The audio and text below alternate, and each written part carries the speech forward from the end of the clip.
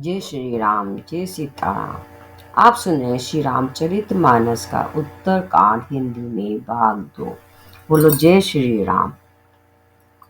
यह माया जब शिव जी और ब्रह्मा जी को भी मोह लेती है, तब दूसरा बेचारा क्या चीज है जी में, ऐसा जानकर ही मुनि लोग उस माया के स्वामी भगवान का भजन करते हैं। गुरु जी वहां गई जाने बाद बुद्धि और पूर्ण भक्ति वाले काक भुशुंडी जी कसते थे। उस पर्वत को देखकर उनका मन प्रसन्न हो गया और उसके दर्शन से ही सब माया मोह तथा सोच जाता रहा। तालाब में स्नान और जलपान करके वे प्रसन्न चित्त से वट वृक्ष के नीचे गए, जहाँ श्री राम जी के सुंदर चरित सुनने के लिए बुरे बुरे पक्षी आए हुए थे। भूषुंडी जी कथा प्रारंभ करना ही चाहते थे कि उसी समय पक्षीराज गरुड़ जी वहां जा पहुंचे। पक्षियों के राजा गरुड़ जी को आते देखकर काकभूषुंडी जी सहित सारा पक्षीराज हर्षित हुआ। उन्होंने पक्षीराज गरुड़ जी का बहुत ही आदर सत्कार किया और स्वागत कुशल पूछकर बैठने के लिए सुंदर आसन दिया। फिर प्रेम सहित पूजा करके काकभूषुंडी जी मधुर वचन बोले, हे नाथ, हे पक्षीराज, आपके दर्शनों से मैं कृतार्थ हो गया। आप जो आज्ञा दे मैं अब वही करूँगी। प्रभु, आप किस कार्य के लिए आए हैं? पक्षीराज गरुड़ जी ने कोमल वचन कहे, आप तो सदा ही कृतार्थ रूप हैं, जिनकी बड़ाई स्वयं महादेव जी ने आदर पूर्वक अपने श्री मुख से की है। हे तात, सुनिए, मैं जिस कारण से आया था वह सब कार्य तो यहाँ आते ही पूरा हो गया। फिर आपके दर्शन भी प्राप्त हो गए। आपका परम पवित्र आश्रम देख कर ही मेरा मोह, संदेह और अनेक प्रकार के भ्रम सब जाते रहे। अब हे तात, आप मुझे श्री राम जी की अत्यंत पवित्र करने वाली, सदा सुख देने वाली और दुख समय का नाश करने वाली कथा आदर सहित सुनाइए। हे प्रभु, मैं बार बार आपसे ही विनती करता हूँ। गुरु जी की विनम्र सरल सुंदर प्रेम युक्त सुखप्रद और अत्यंत पवित्र वाणी सुनते ही शुंडी जी के मन में परम उत्साह हुआ और वे श्री रघुनाथ जी के गुणों की कथा कहने लगे। हे भवानी, पहले तो उन्होंने बड़े ही प्रेम से श्री रामचरितमानस सरोवर का रूपक समझाकर काफी नारद जी का अपार मोह और फिर रावण का अवतार का। फिर प्रभु ने अवतार की कथा वर्णन की। तत्वंतर मन लगाकर श्री राम जी की बाल लीलाएं कही। मन में परम उत्साह भरकर अनेकों प्रकार की बाल लीला कहकर फिर ऋषि विश्वामित्र जी का अयोध्या आना और श्री रघुवीर का विवाह वर्णन किया। फिर श्री राम जी के राज्याभिषेक का प्रसंग, फिर राजा दशरथ के वजन से राजरस राज्याभिषेक के आनंद में भंग पड़ना और फिर नगर निवासियों का विरह विषाद और श्री राम लक्ष्मण का संवाद बातचीत का, श्री राम का वनगमन, केवट का प्रेम, गंगा जी से पाव तक प्रयाग में निवास, वाल्मीकि जी की और प्रभु श्री राम जी का मिलन और जैसे भगवान चित्रकूट में बसे वह सब का प्रेम, मंत्री सुमन जी का नगर में लौटना, राजा दशरथ का मरण, भरत जी का ननिहाल से अयोध्या में आना और उनके प्रेम का बहुत प्रकार से वर्णन किया। राजा की अंत्येष्टि क्रिया करके नगर वासियों को साथ लेकर भरत जी वहां गए, जहाँ सुख के राशि प्रभु श्री रामचंद्र जी थे। फिर श्री रघुनाथ जी ने उनके बहुत प्रकार से समझाया, जिससे वे खराव लेकर अयोध्यापुरी लौटे आए। यह सब कथा कही। भरत जी की नंदीग्राम में रहने की रीति, इंद्रपुत्र जयंत की चोंच करनी और फिर प्रभु श्री रामचंद्र जी और तीज जी का मिलाप वर्णन किया। जिस प्रकार विराट का वध हुआ और शरभंग जी ने शरीर त्यागा, वह सब प्रसंग कहकर फिर शत्रुघ्न जी का प्रेम वर्णन करके प्रभु और अगस्त्य जी का सत्संग वृत्तांत का, दंडक वन का पवित्र करना कहकर फिर भूषण जी ने गिरिधराज के साथ मित्रता का वर्णन किया। फिर जिस प्रकार प्रभु ने पंचवटी में निवास किया और सब मुनियों के भय का नाश किया और फिर जैसे लक्ष्मण को अनुपम उपदेश दिया और शूर्पणखा को कुरूप किया, वह सब वर्णन किया। फिर कर दूषण वध और जिस प्रकार रावण ने सब समाचार जाना वह बखान कर कहा। तब जिस प्रकार रावण और मारीच की बातचीत थी वह सब उन्होंने कही। फिर माया सीता का हरण और श्री रघुनाथ वी के विरह का कुछ वर्णन किया। फिर प्रभु ने जटायु की जिस प्रकार क्रिया की का वध करके शबरी की को परम गति दी और फिर जिस प्रकार विरह वर्णन करते हुए श्री रघुवीर जी पंपा सर के तीर पर गए और वह सबका प्रभु और नारद जी का संवाद और मारुति के मिलने का प्रसंग कहकर फिर सुग्रीव से मित्रता और बाली के प्राण नाश का वर्णन किया। सुग्रीव का राज तिलक पकड़ के प्रभु ने प्रवशन पर्वत का पर निवास किया वह तथा वर्षा और शरद का वर्णन श्री राम जी का सुग्रीव पर रोष और सुग्रीव का भय आदि प्रसंग कहे।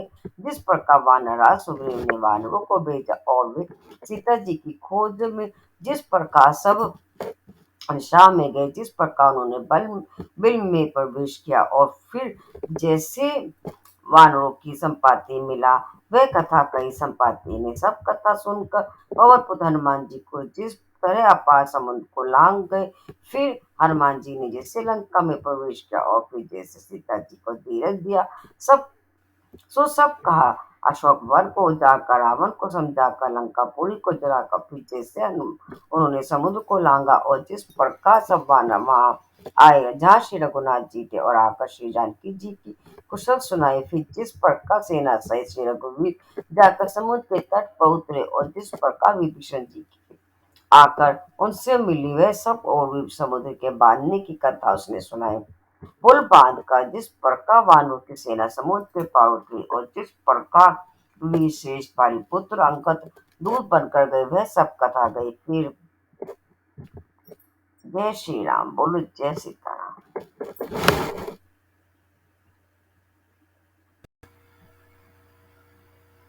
राक्षसों और वानरों के युद्ध का अनेकों प्रकार से वर्णन किया। फिर कुंभकर्ण और मेघनाथ के बल पश्चात और संहार की कथा कही। नाना प्रकार के राक्षस समूह के मरण तथा श्री रघुनाथ जी तथा रावण के अनेक प्रकार के युद्ध का वर्णन किया। रावण वध, मनोदरी का शोक, विभीषण का राज्याभिषेक और देवताओं का शोक रहित होना कह कपि सीता जी और श्री रघुनाथ जी का मिलाप का। जिस प्रकार देवता ने हाथ जोड़कर स्तुति की और फिर जैसे वानों समेत पुष्पक विमान पर चढ़कर कृपा धाम प्रभु अवधपुरी को चले वह कहा। जिस प्रकार श्री रामचंद्र जी अपने नगर अयोध्या में आए वह सब उज्ज्वल चरित्र काकभूषुंडी जी ने विस्तार पूर्वक वर्णन किए। फिर उन्होंने श्री राम जी का राज्याभिषेक का। शिव जी कहते हैं अयोध्यापुरी का और अनेक प्रकार की राजनीति का वर्णन करते हुए भूषुंडी जी ने वह सब कथा कही जो हे भवानी मैंने तुमसे कई सारी राम कथा सुनकर पक्षीराज गरुड़ जी मन में बहुत उत्साहित आनंदित होकर वचन कहने लगे। श्री रघुनाथ जी के सब चरित्र मैंने सुने जिससे मेरा संदेश जाता रहे का शिरोमणि आपके अनुग्रह से श्री राम जी के चरणों में मेरा प्रेम हो गया। युद्ध में प्रभु का नागपाश से बंधन देखकर मुझे अत्यंत मोह हो गया था कि श्री राम जी तो सच्चिदानंद गण है, वे किस कारण व्याकुल हैं। बिल्कुल ही लौकिक मनुष्य का सच्चरित्र देखकर मेरे हृदय में भारी संदेह हो गया। मैं अब उस भ्रम संदेह को अपने लिए ही करके समझता हूँ।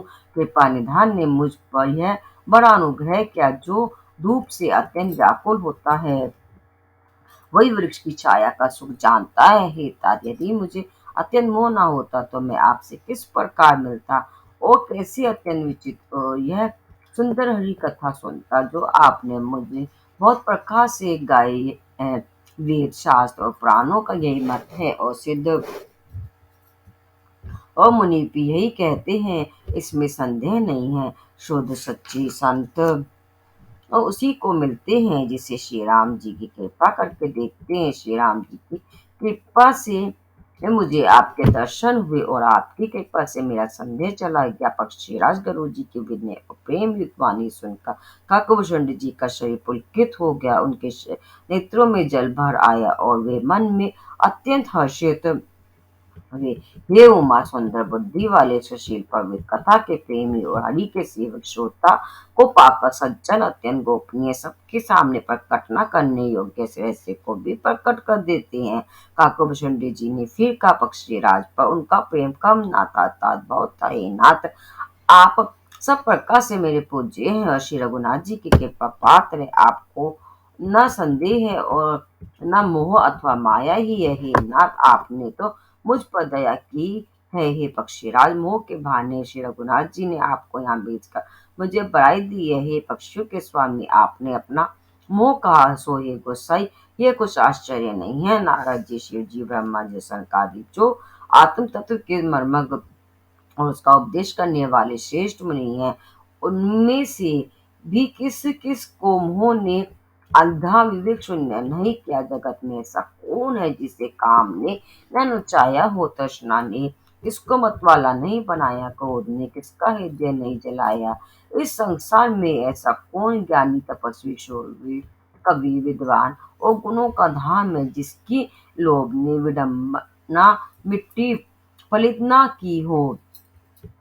लक्ष्मी की मद ने किसको टेढ़ा और प्रभुता ने किसको बहरा नहीं कर दिया। ऐसा कौन है जिसे मग्न युक्ति स्त्री के नेत्र बान न लगे हो।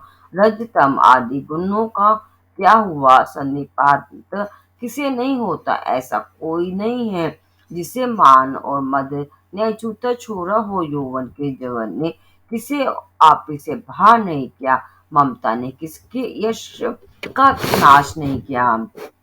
मत्सर ढाने किसको कलंक नहीं लगाया। शोक रूपी पवन ने किसे नहीं हिला दिया। चिंता रूपी सांपिन ने किसे नहीं खा लिया। जगत में ऐसा कौन है जिसे माया ने व्यापी हो। मनोरथ कीड़ा है, शरीर लकड़ी है। ऐसा धैर्यवान कौन है जिसके शरीर में यह कीड़ा ना लगा हो। पुत्र की, धन की और लोक प्रतिष्ठा की, इन तीनों की प्रबल इच्छाओं ने किसकी बुद्धि को मलिन नहीं कर दिया, बिगाड़ नहीं दिया। यह सब माया का बड़ा बलवान परिवार है। यह अपार है, इसका वर्णन कौन कर सकता है। शिव जी और ब्रह्मा जी भी जिससे डरते हैं, तब दूसरी जीव तो किस गिनती में है। माया की प्रचंड सेना संसार भर में छाई हुई है। कामादि, काम, क्रोध और लोभ उसके सेनापति है और दम, कपट और पाखंड योद्धा है। वह माया श्री रघुवीर की दासी है। यद्यपि समझ लेने पर वह मिथ्या ही है, किंतु वह श्री राम जी की कृपा के बिना छुटती नहीं है। नाथ, यह मैं प्रतिज्ञा करके कहता हूँ, जो माया सारे जगत को नचाती है, उस और जिसका चरित्र करने किसी ने नहीं लग पाया है। हे खगराज गरुड़, वही माया प्रभु श्री रामचंद्र जी की प्रकृति के इशारे पर अपने समाज परिवार सहित नटी की तरह नचाती है। श्री राम जी वही सच्चिदानंद है और जो अजन्मा, विज्ञान स्वरूप और रूप व बल के धाम, सर्वव्यापक एवं व्यापक, सब रूप, अखंड, अनंत, संपूर्ण अमोघ शक्ति, जिसकी शक्ति कभी व्यर्थ नहीं होती और 6 ऐश्वर्यों से युक्त भगवान है। वे निर्गुण माया के गुणों से रहित, महान, वाणी और इंद्रियों से परे, सब कुछ देखने वाले, निर्दोष, अजय, ममता रहित, निराकार, माइक आकार से रहित, मोह रहित, नित्य, माया रहित, सुख की राशि, प्रकृति से परे, प्रभु सर्व सम्मत, सदा सबके हृदय में बसने वाले, इच्छा रहित, विकार रहित, अविनाशी बना है। यहाँ श्री राम जी में मोह का कारण ही नहीं है। क्या अंधकार का समय कभी सूर्य के सामने जा सकता है। भगवान प्रभु श्री रामचंद्र जी ने भक्तों के लिए राजा का शरीर धारण किया और साधारण मनुष्य से अनेकों परम पवित्र चरित्र किए। जैसे कोई नट खेल करने वाला अनेक वेश धारण करके नृत्य करता है और वही वही जैसा वेश होता है उसी के अनुकूल भाव दिखलाता है, पर स्वयं वह उनमें से कोई हो ही नहीं जाता। हे गुरु जी, ऐसा से ही श्री रघुनाथ जी की है लीला है, जो राक्षसों को विशेष मोहित करने वाली और भक्तों को सुख देने वाली है। हे स्वामी, जो मनुष्य मलिन बुद्धि, विषयों के यश वश और कामी हैं, वे ही प्रभु पर इस प्रकार मोह का आरोप करते हैं। जब किसी जिसको कमल आदि नेत्र दोष होता है, तब वह चंद्रमा को पीले रंग का कहता है। हे पक्षीराज, जब जिससे दिशा भ्रम होता है, तब वह कहता है कि सूर्य पश्चिम में उदय हुआ है। नौका पर चढ़ा वह मनुष्य जगत को चलता हुआ देखता है और मोहवश अपने को अचल समझता है। बालक घूमते चक्राकार देखते हैं और घर आदि नहीं घूमते।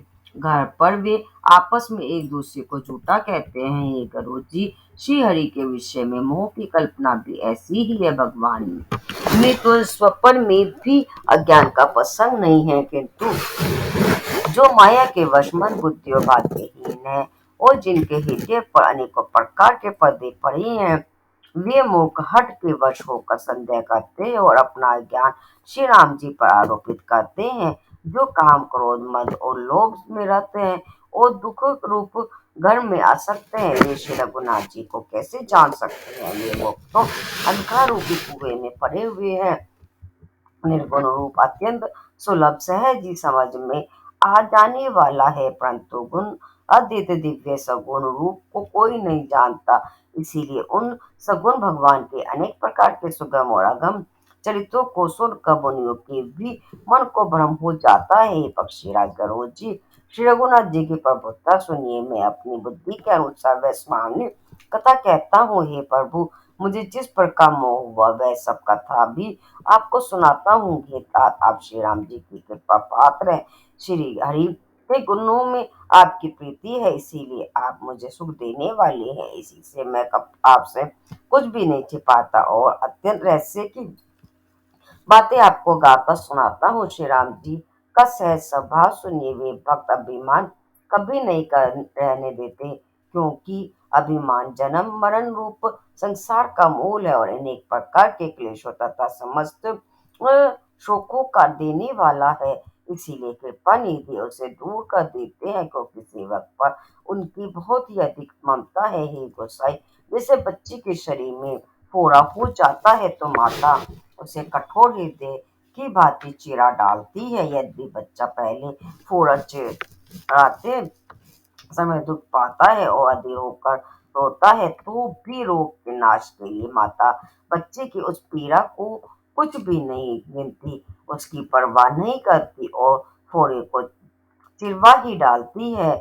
उसी प्रकार श्री रघुनाथ जी अपने दास का अभिमान उसके हित के लिए ही हर लेते हैं। तुलसीदास जी कहते हैं कि ऐसे प्रभु को भ्रम त्याग कर क्यों नहीं भजते। हे पक्षीराज गरुड़ जी, श्री राम जी की कृपा और अपनी जड़ता मुक्ता की बात कहता हूँ, मन लगाकर सुनिए।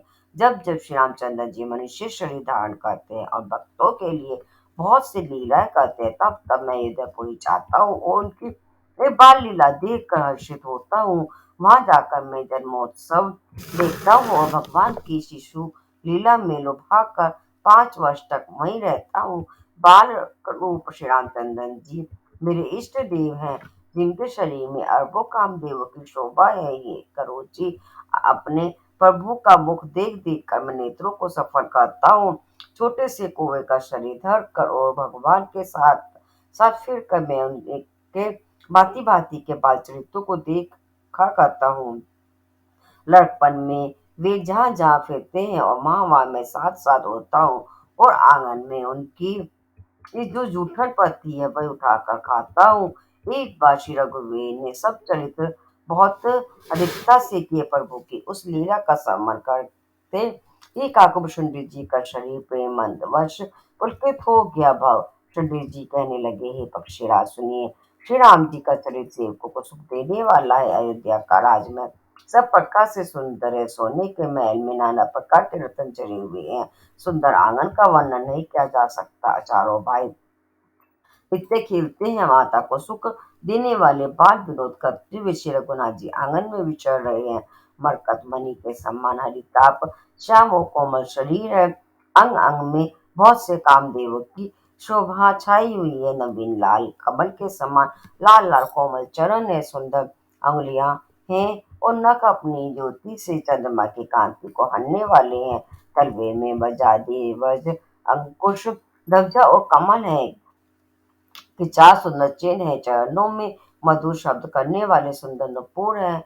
मणियों रत्नों से जड़ी हुई सोने की बनी हुई सुंदर करधनी का शब्द सुहावना लग रहा है। उधर पर सुंदर तीन रेखाएं तिरौली है। नाभि सुंदर और गहरी है। विशाल वक्ष स्थल पर अनेकों प्रकार के बच्चों के आभूषण और वस्त्र सुशोभित हैं। लाल लाल हथेलियां, नख और अंगुलियां मन को हरने वाली हैं और विशाल भुजाओं पर सुंदर आभूषण है। बाल सिंह सिंह के बच्चे के से कंधे और शंख के समान 3 रेखाओं से युक्त गला है, सुंदर ठुड्डी है और मुख तो छवि की सीमा ही है, कल पल तोतले वचन है, लाल होठ है, उज्ज्वल सुंदर और छोटी छोटी ऊपर और नीचे 2 तंतुलियाँ हैं, सुंदर गाल, मनोहर नासिका और सब दुख सुखों को देने वाली चंद्रमा की अथवा सुख देने वाली समस्त कलाओं से पूर्ण चंद्रमा की किरणों के समान मधुर मुस्कान है, नीले कमल के समान नेत्र, जन्म मृत्यु के बंधन से छुड़ाने वाले हैं, लाट पर गुरु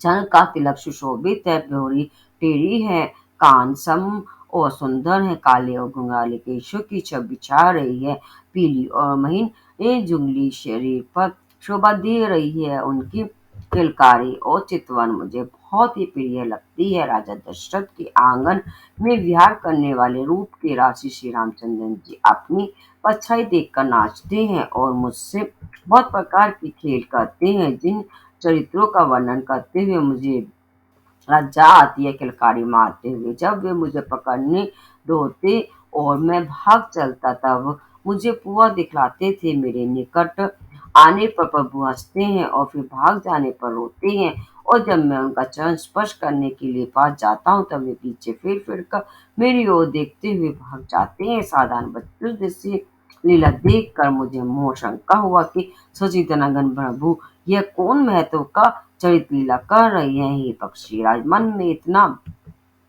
निशंका लाते ही श्री रघुनाथ जी के द्वारा प्रेरित माया मुझ पर छा गई, परंतु वह माया ना तो मुझे दुख देने वाली हुई, ना दूसरे जीवों की बातें संसार में डालने वाली हुई। हे नाथ, यहाँ कुछ दूसरा ही कारण है। हे भगवान के महान गुरु जी, मुझे सावधान होकर सुनिए। एक सीतापति श्री राम जी ही अखंड ज्ञान स्वरूप है और जो चेतन सभी जीव माया के वश हैं। यदि जीवों को एक रस अखंड ज्ञान रहे तो कहिए फिर ईश्वर और जीव में भेद ही कैसा। अभिमानी जीव माया के वश है और वह सत्व रज तम यन तीनों गुणों की खान माया ईश्वर के वश में है।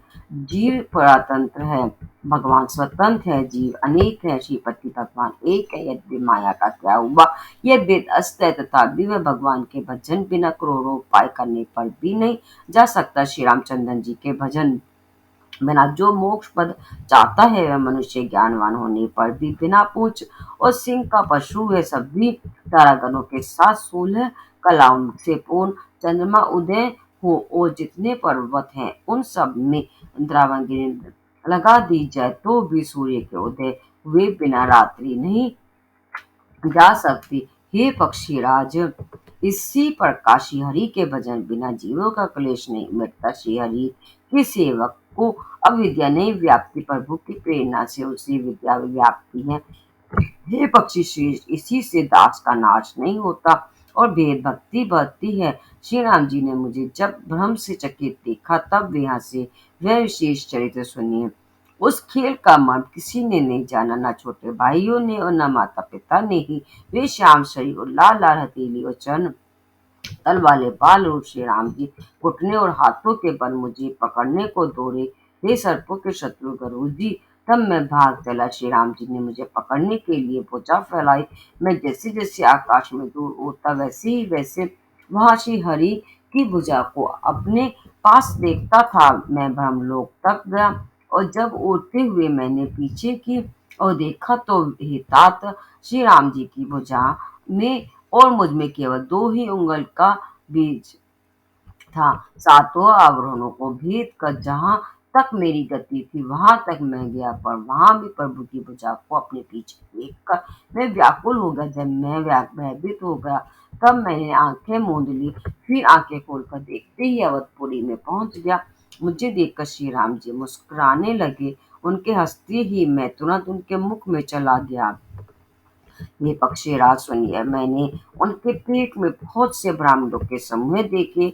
वहां उन ब्राह्मणों में अनेकों विचित्र लोग थे जिनकी रचना एक से एक ही बढ़कर थी। करोड़ों ब्रह्मा जी और शिव जी, अनगिनत तारागण, सूर्य और चंद्रमा, अनगिनत लोक पारियम और काल, अनगिनत विशाल पर्वत और भूमि, असंख्य समुद्र, नदी, तालाब और वन तथा और भी नाना प्रकार की सृष्टि का विस्तार देखा। देवता मुनि सिद्ध नाग मनुष्य किन्नर तथा चारों प्रकार के जड़ों चेतन जीव देखे, जो कभी ना देखा था ना सुना था, जो मन में भी नहीं समा सकता था, अर्थात जिसकी कल्पना भी नहीं की जा सकती थी, वही सब अद्भुत सृष्टि मैंने देखी। तब उसका किस प्रकार से वर्णन किया जाए। मैं एक एक ब्रह्मांड में एक एक सौ वर्ष तक रहता, इस प्रकार मैंने अनेकों ब्रह्मांड देखता फिरा। प्रत्येक लोक में भिन्न भिन्न ब्रह्मा, भिन्न भिन्न विष्णु, उस शिव, मनु, दिक्पाल, मनुष्य, गंधर्व, भूत, बेताल, किन्नर, राक्षस, पशु, पक्षी, सर्प तथा नाना जाति के देवता एवं देवगण थे। सभी जीव वहाँ दूसरे ही प्रकार के थे। अनेक पृथ्वी, नदी, समुद्र, तालाब, पर्वत तथा सब सृष्टि वहाँ दूसरी प्रकार की थी। प्रत्येक ब्रह्मांड में मैंने अपना रूप देखा, अनेकों अनुपम वस्तुएं देखी। प्रत्येक भुवन में न्यारी ही अवधपुरी थी, भिन्न ही सरयू जी और भिन्न प्रकार के ही नर नारी थे। ये तात सुनिए, दशरथ जी, कौशल्या जी और भरत जी आदि भाई भी भिन्न भिन्न रूपों के थे। मैं प्रत्येक ब्रह्मांड में राम अवतार और उनकी अपार बाल लीला देखता फिरता। हे हरिवान, मैंने सभी कुछ भिन्न भिन्न और अत्यंत विचित्र देखा। मैं अनगिनत ब्रह्मांडों में फिरा, पर प्रभु श्री रामचंद्र जी को मैंने दूसरी तरह का नहीं देखा। सर्वत्र वही शिशुपन, वही शोभा और वही कृपालु श्री रघुवीर। इस प्रकार मोह रूपी पवन की प्रेरणा से मैं भवन भवन में देखता फिरता था। अनेक ब्रह्मांडों में भटकते हुए मानो 100 कल्प बीत गए। फिरता फिरता मैं अपने आश्रम में आया और कुछ काल वहां रहकर बिताया। फिर जब अपने प्रभु का अवधपुरी में जन्म अवतार सुन पाया, तब प्रेम से परिपूर्ण होकर मैं हर्षपूर्वक उठ दौड़ा। जाकर मैंने जन्मोत्सव देखा, जिस प्रकार मैं पहले वर्णन कर चुका हूँ। श्री रामचंद्र जी के पेट में मैंने बहुत सी जगह देखे, जो देखते ही बनते थे, वर्णन नहीं किए जा सकते थे। वहां फिर मैंने सुजान माया के स्वामी के पालू भगवान श्री राम को देखा। मैं बार बार विचार करता था कि मेरी बुद्धि मोह रूपी कीचड़ से व्याप्त थी। यह सब मैंने दो ही घड़ी में देखा। मन में विशेष मोह होने से मैं थक गया। मुझे व्याकुल देख कर तब कृपालु श्री रघुवीर हंस दिए। हे हृदय बुद्धि गुरु जी, सुनिए। उनके हंसते ही मैं मुंह से बाहर आ गया। श्री रामचंद्र जी ने मेरे साथ फिर वही लड़कपन करने लगे। मैं करोड़ों असंख्य प्रकार से मन को समझाता था, पर वह शांति नहीं पाता था। यह बाल चरित्र देख कर और पेट के अंदर देखी हुई उस प्रभुत्ता का सम्मान कर मैं शरीर की सुध भूल गया और हे आज जनों के रक्षक, रक्षा कीजिए पुकारता हुआ पृथ्वी पर गिर पड़ा। मुख से बात नहीं निकलती थी। तत्वंत प्रभु ने मुझे प्रेम विल देखकर अपनी माया की प्रभुत्ता प्रभाव को रोक लिया। प्रभु ने अपना कर कमल मेरे सिर पर रखा। दीन दयालु ने मेरा संपूर्ण दुख हर लिया। सेवकों को सुख देने वाले कृपा के समूह कृपा में श्री राम जी ने मुझे मोह से सर्वथा रहित कर दिया। उनकी पहले वाली प्रभुत्ता को विचार विचार कर याद कर करके मेरे मन में बड़ा भारी हर्ष हुआ। प्रभु की भक्तवत्सलता देख कर मेरे हृदय में बहुत ही प्रेम उत्पन्न हुआ। फिर मैंने आनंद से नेत्रों में जल भरकर पुलकित होकर और हाथ जोड़कर बहुत प्रकाश से विनती की, बोलो जय श्री।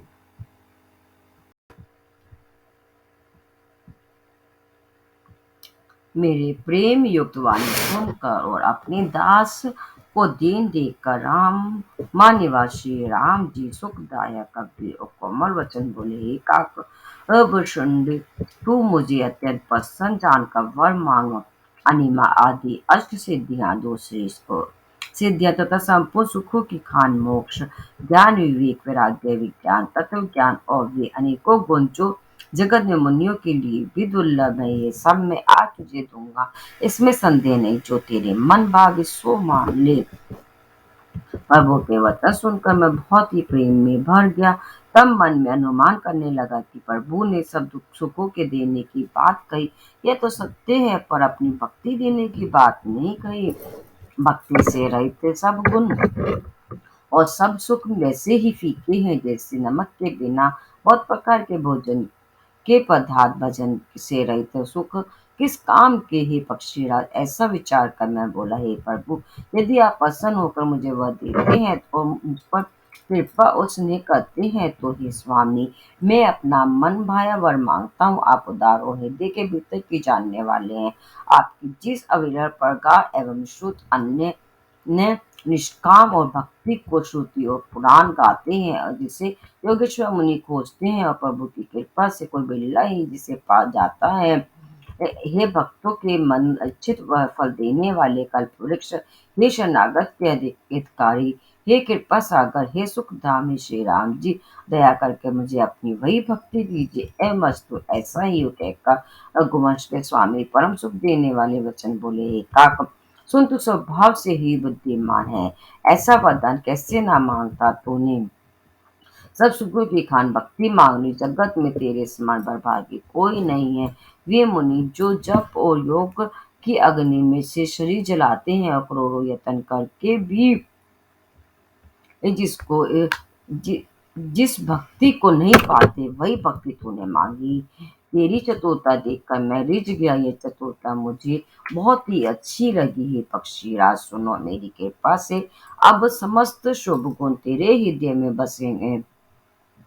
भक्ति, ज्ञान, विज्ञान, वैराग्य, योग, मेरी लीलाएं और उनके रहस्य तथा विभाग, इन सबके भेदों की तू मेरी कृपा से ही जान जाएगा। तुझे साधना का कष्ट नहीं होगा। माया से रहित उत्पन्न सब भ्रम अब तुझको नहीं व्यापेंगे। मुझे अनादि अजन्मा अगुण प्रकृति के गुणों से रहित हो गुण अब धीरे धीरे गुणों की खान ब्रह्मा जानना। हे काका सुन, मुझे भक्त निरंतर प्रिय है, ऐसा विचार कर शरीर वचन और कर्म मन से मेरे चरणों में अटल प्रेम करना। अब मेरी सत्य सुगम वेदांती के द्वारा वर्णित परम निर्मल वाणी सुन। मैं तुझको यह निज सिद्धांत सुनाता हूँ, सुनकर मन में धारण कर और सब तज कर मेरा भजन कर। यह संसार मेरी माया से उत्पन्न है, इसमें अनेकों प्रकार के चराचर जीव है, वे सभी मुझे प्रिय हैं क्योंकि सभी मेरे उत्पन्न किए हैं हुए हैं। किंतु मनुष्य मुझको सबसे अधिक अच्छे लगते हैं। उन मनुष्य में भी देश देशों में भी वेदों कंठ में दान करने वाले, उनमें भी वेदांत धर्म पर चलने वाले, उनमें भी विरक्त वैराग्यवान मुझे प्रिय है। वैराग्यवानों में भी फिर ज्ञानी, और ज्ञानियों से भी अत्यंत प्रिय विज्ञानी है। विज्ञानियों से भी प्रिय मुझे अपना दास है, और जिसे मेरी ही गति आश्रय है और दूसरी कोई आशा नहीं है। मैं तुझसे बार बार सत्य निज सिद्धांत कहता हूँ कि मुझे अपने सेवक के समान प्रिय कोई भी नहीं है। भक्तिहीन ब्रह्मा ही क्यों ना हो, वह मुझे सब जीवों के समान ही प्रिय है, परंतु भक्तिमान अत्यंत नीच भी प्राणी मुझे प्राणों के समान प्रिय है। यही मेरी घोषणा है। पवित्र, सुशील और सुंदर बुद्धि वाला सेवक बता किसको प्यारा नहीं लगता। वेद और पुराण ऐसी ही नीति कहते हैं। हे काक सावधान होकर सुन, एक पिता के बहुत से पुत्र पृथक पृथक गुण स्वभाव और आचरण वाले होते हैं। कोई पंडित होता है, कोई तपस्वी, कोई ज्ञानी, कोई धनी, कोई शूरवीर और कोई दानी, कोई सर्वज्ञ, कोई धर्म परायण होता है। पिता का प्रेम इन सभी पर समान होता है, परंतु इनमें से यदि कोई मन वचन और कर्म से पिता का ही भक्त होता है, स्वपन में भी दूसरा धर्म नहीं जानता, वह पुत्र पिता को प्राणों के समान प्रिय होता है, यदि चाहे वह सब प्रकार से अज्ञान मूर्ख ही हो। इस प्रकार त्रियक पशु पक्षी देव मनुष्य और असुर समेत जितने भी चेतन और जड़ जीव हैं, उनसे भरा हुआ यह संपूर्ण विश्व मेरा ही पैदा किया हुआ है। अतः सब पर मेरी बराबर दया है, परंतु इनमें से जो मद और माया छोड़कर मन वचन और शरीर से मुझको भजते हैं, वे पुरुष हो नपुंसक हो, स्त्री हो अथवा चराचर कोई भी जीव हो, कपट छोड़कर जो भी सर्वभाव से मुझे बसता है, वही मुझे परम प्रिय है। हे पक्षी, मैं तुझसे सत्य कहता हूँ, पवित्र अनन्य एवं निष्काम सेवक मुझे प्राणों के समान प्यारा है। ऐसा विचार कर सब आशा को छोड़कर मुझी को भज, तुझे काल कभी नहीं व्यापेगा। निरंतर मेरा संबंध और भजन करते रहना। प्रभु के वचनामृत सुनकर मैं तृप्त नहीं होता था, मेरा शरीर पुलकित था और मन में अत्यंत ही हर्षित हो रहा था। वह सुख मन और कान ही जानते हैं, जीभ से उसका बखान नहीं किया जा सकता। प्रभु की शोभा का वह सुख नेत्र ही जानते हैं, पर वे कह कैसे सकते हैं, उनके वाणी तो है नहीं। मुझे बहुत प्रकार से भली भांति समझा करो, सुख दिखा प्रभु भी वही बालकों के खेल करने लगे। नेत्रों में जल भरकर मुख को कुछ रूखा सा बनाकर उन्होंने माता की ओर देखा और मुखाकृति तथा चितवन से माता को समझा दिया कि बहुत भूख लगी है। यह देखकर माता तुरंत उठ दौड़ी और कोमल वचन कहकर उन्होंने श्री राम जी को छाती से लगा लिया। वे गोद में लेकर उन्हें दूध पिलाने लगी और श्री रघुनाथ जी उन्हीं की ललित लीलाएं गाने लगे। जिस मुख सुख के लिए सबको सुख देने वाले कल्याण रूप त्रिपुरारी शिव जी ने अशुभ वेश धारण किया, उस सुख में अवधपुरी के नर नारी निरंतर निमग्न रहते हैं। उस सुख का निवलेश मात्र जिन्होंने एक बार स्वप्न में भी प्राप्त कर लिया। हे पक्षीराज, वे सुंदर बुद्धि वाले सज्जन पुरुष उसके सामने भ्रम सुख को भी कुछ नहीं गिनते। मैं और कुछ समय तक अवधपुरी में रहा और मैंने श्री राम जी की रसीली बाल लीलाएं देखी। श्री राम जी की कृपा से मैंने भक्ति का वरदान पाया। तत्वंत प्रभु के चरणों की वंदना करके मैं अपने आश्रम पर लौट आया। इस प्रकार जब से श्री रघुनाथ जी ने मुझको अपनाया, तब से मुझे माया कभी नहीं व्यापी। श्री हरि की माया ने मुझे जिसे नचाया वह सब गुप्त चरित मैंने कहा। हे पक्षीराज गरुड़, अब मैं आपसे अपना निजी अनुभव कहता हूँ, वह यह है कि भगवान के भजन बिना क्लेश दूर नहीं होता। हे पक्षीराज सुनिए, श्री राम जी की कृपा के बिना श्री राम जी की प्रभुता नहीं जानी जाती। प्रभुता जाने बिना उन पर विश्वास नहीं जमता। विश्वास के बिना प्रीति नहीं होती और प्रीति बिना भक्ति वैसे ही दृढ़ नहीं होती जैसे ही पक्षीराज जल की चिकनाई ठहराई नहीं रहती नहीं। गुरु के बिना कहीं ज्ञान हो सकता है अथवा वैराग्य के बिना कहीं ज्ञान हो सकता है। इसी तरह वेद और पुराण कहते हैं, श्री हरि की भक्ति के बिना क्या सुख मिल सकता है। हे तात, स्वाभाविक संतोष के बिना क्या कोई शांति पा सकता है। चाहे करोड़ों उपाय करके पच पच मारिए मरिए, फिर भी क्या कभी जल के बिना नाव जल सकती है। संतोष के बिना कामना का नाश नहीं होता और कामना के रहते स्वप्न में भी सुख नहीं हो सकता। और श्री राम जी के भजन के बिना कामनाएं कहीं मिट सकती हैं। बिना धरती के भी कहीं पेड़ उग सकते हैं। विज्ञान तत्व ज्ञान के बिना क्या संभव आ सकता है। आकाश के बिना क्या कोई अवकाश पोल पा सकता है। श्रद्धा के बिना धर्म का आचरण नहीं होता। क्या पृथ्वी तत्व के बिना कोई गंध पा सकता है। तप के बिना क्या यह तेज फैल सकता है। जल तत्व के बिना संसार में क्या रस हो सकता है। पंडित जनों की सेवा बिना क्या शील सदाचार प्राप्त हो सकता है। गोसाई जैसे बिना तेज अग्नि तत्व के रूप नहीं मिलता। नीच सुख मंद के बिना क्या मन स्थिर हो सकता है। वायु चेत तत्व के बिना क्या स्पर्श हो सकता है। क्या विश्व वास के बिना कोई भी सिद्धि हो सकती है।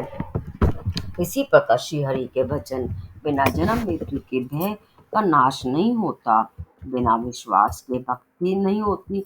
भक्ति के बिना श्री राम जी पिघलते ढलते नहीं। ओ श्री राम जी की कृपा के बिना जीव स्वप्न में भी शांति नहीं पाता। हे देव बुद्धि, ऐसा विचार कर संपूर्ण कुत्र को और संदेह को छोड़कर करुणा के कान सुंदर और सुख देने वाले श्री रघुवीर का भजन कीजिए। हे पक्षीराज, हे नाथ, मैंने अपनी बुद्धि के अनुसार प्रभु के प्रताप और महिमा का गान किया। मैंने इसमें कोई बात युक्ति से बढ़कर नहीं कही है। यह सब अपनी आंखों देखी कही है। श्री रघुनाथ जी की महिमा नाम रूप गुणों की कथा सब भी अपार एवं अनंत है तथा श्री रघुनाथ जी स्वयं भी अनंत है। मुनिगण अपनी अपनी बुद्धि के अनुसार श्री हरि के गुण गाते हैं। वेद शेष और शिव जी भी उनका पार नहीं पाते। आपसे लेकर मच्छर पर्यंत सभी छोटे बड़े जीव आकाश में उड़ते हैं, किंतु आकाश का अंत कोई नहीं पाता। इसी प्रकार है श्री रघुनाथ जी की महिमा भी अथाह है। क्या कभी कोई उसकी यथा पा सकता है श्री राम जी का अरबों कामदेव के समान सुंदर शरीर है, वे अनंत कोट के दुर्गाओं के समान शत्रुनाशक है, अरबों इंद्रों के समान उनका विलास ऐश्वर्य है, अरबों आकाशों के समान उनमें अनंत अवकाश स्थान है, अरबों पवन के समान उनमें महान बल है, और अरबों सूर्य के समान प्रकाश है, अरबों चंद्रमाओं के समान शीतल और संसार के समस्त भयों का नाश करने वाले हैं, अरबों कालों के समान वे अत्यंत दुष्ट दुर्गम और तुरंत है, वे भगवान अरबों धूम केतुओं के पुच्छ तारों के समान अत्यंत प्रबल हैं। बोलो जय श्री राम, जय सीताराम। अरबों तालों के समान प्रभु अथाह हैं, अरबों यमराजों के समान भयानक है, अनंत कोटि तेजों के समान वे पवित्र करने वाले हैं, उनका नाम संपूर्ण पाप समूह का नाश करने वाला है।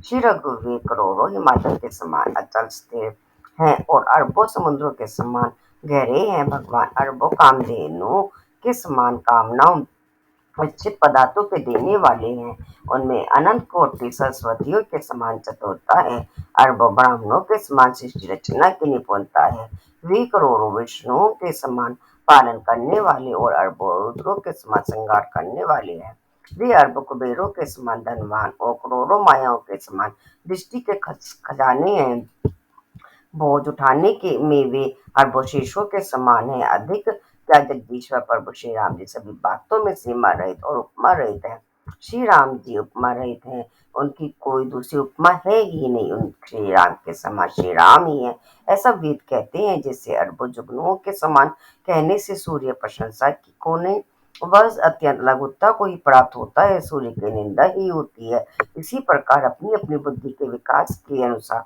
मनुष्य श्री हरि का वर्णन करते हैं, किंतु प्रभु भक्तों के भाव मात्र को ग्रहण करने वाले और अत्यंत कृपालु हैं, वे उस वर्णन को प्रेम सहित सुनकर सुख मानते हैं। श्री राम अपार गुणों के समुद्र हैं, क्या उनकी कोई था पा सकता है संतों से, मैंने जैसा कुछ सुना था वही आपको सुनाया, सुख के बंडा करुणा धाम भगवान भाव प्रेम की वश है, अतः ममता मद और मान को छोड़कर सदा श्री जानकी नाथ जी का ही भजन करना चाहिए। भूषुंड जी के सुंदर वचन सुनकर पक्षीराज ने हर्षित होकर अपने पंख फुला लिए, उनके नेत्रों में प्रेमानंद के आंसुओं का जल आ गया और मन अत्यंत हर्षित हो गया, उन्होंने श्री रघुनाथ जी का प्रताप हृदय में धारण किया, वे अपने पिछले मोह को समझकर याद करके पछताने लगे कि मैंने अनादि ब्राह्मण को मनुष्य करके जाना। गुरु जी ने बार बार काकुभूषुंड जी के चरणों में सिर नवाया और उन्हें श्री राम जी के ही समान जानकर प्रेम बढ़ाया,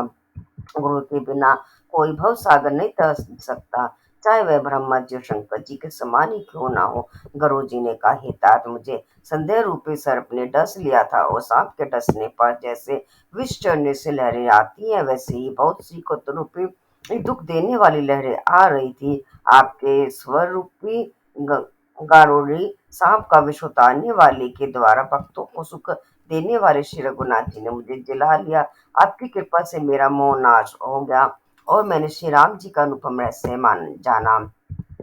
उनकी भूषुंडी जी की बहुत प्रकार से प्रशंसा करके सिर नवाकर हाथ जोड़कर फिर गुरु जी प्रिय पूर्वक विनय और कोमल वचन बोले, हे प्रभु, हे स्वामी, मैं अपने अविवेक के कारण तो आपसे पूछता हूँ, हे कृपा के समर मुझे अपना निज दास जानकर आदर पूर्वक विचार पूर्वक मेरे प्रश्न का उत्तर कहिए। आप सब कुछ जानने वाले हैं, तत्व ज्ञाता है, अंधकार माया से परे उत्तम बुद्धि से युक्त सुशील सरल आचरण वाले ज्ञान वैराग्य और विज्ञान के धाम और श्री रघुनाथ जी के प्रिय दास हैं।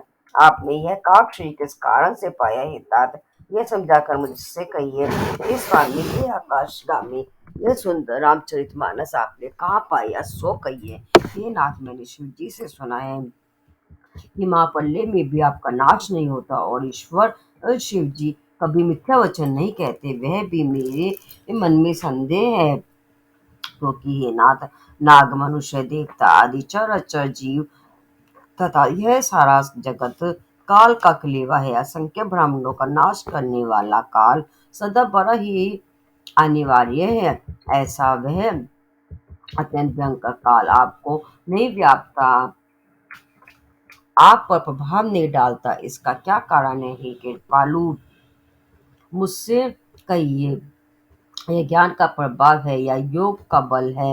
हे प्रभु, आपके आश्रम में आते ही मेरा मोह और भ्रम भाग गया, इसका क्या कारण है हे नाथ? ये सब प्रेम से कहिए। हे उमा गरोड़ जी की वाणी सुनकर काकभूषण देव जी हर्षित हुए और प्रेम से बड़े परम प्रेम से बोले, हे सर्पों के शत्रु, आपकी बुद्धि धन्य है, धन्य है। आपके वचन मुझे बहुत ही प्यारे लगे। आपके प्रेम युक्त सुंदर वचन सुनकर मुझे अपने बहुत से जन्मों की याद आ गई। मैं अपनी सब कथा विस्तार से कहता हूँ। हे तात, आदर से मन लगाकर सुनिए।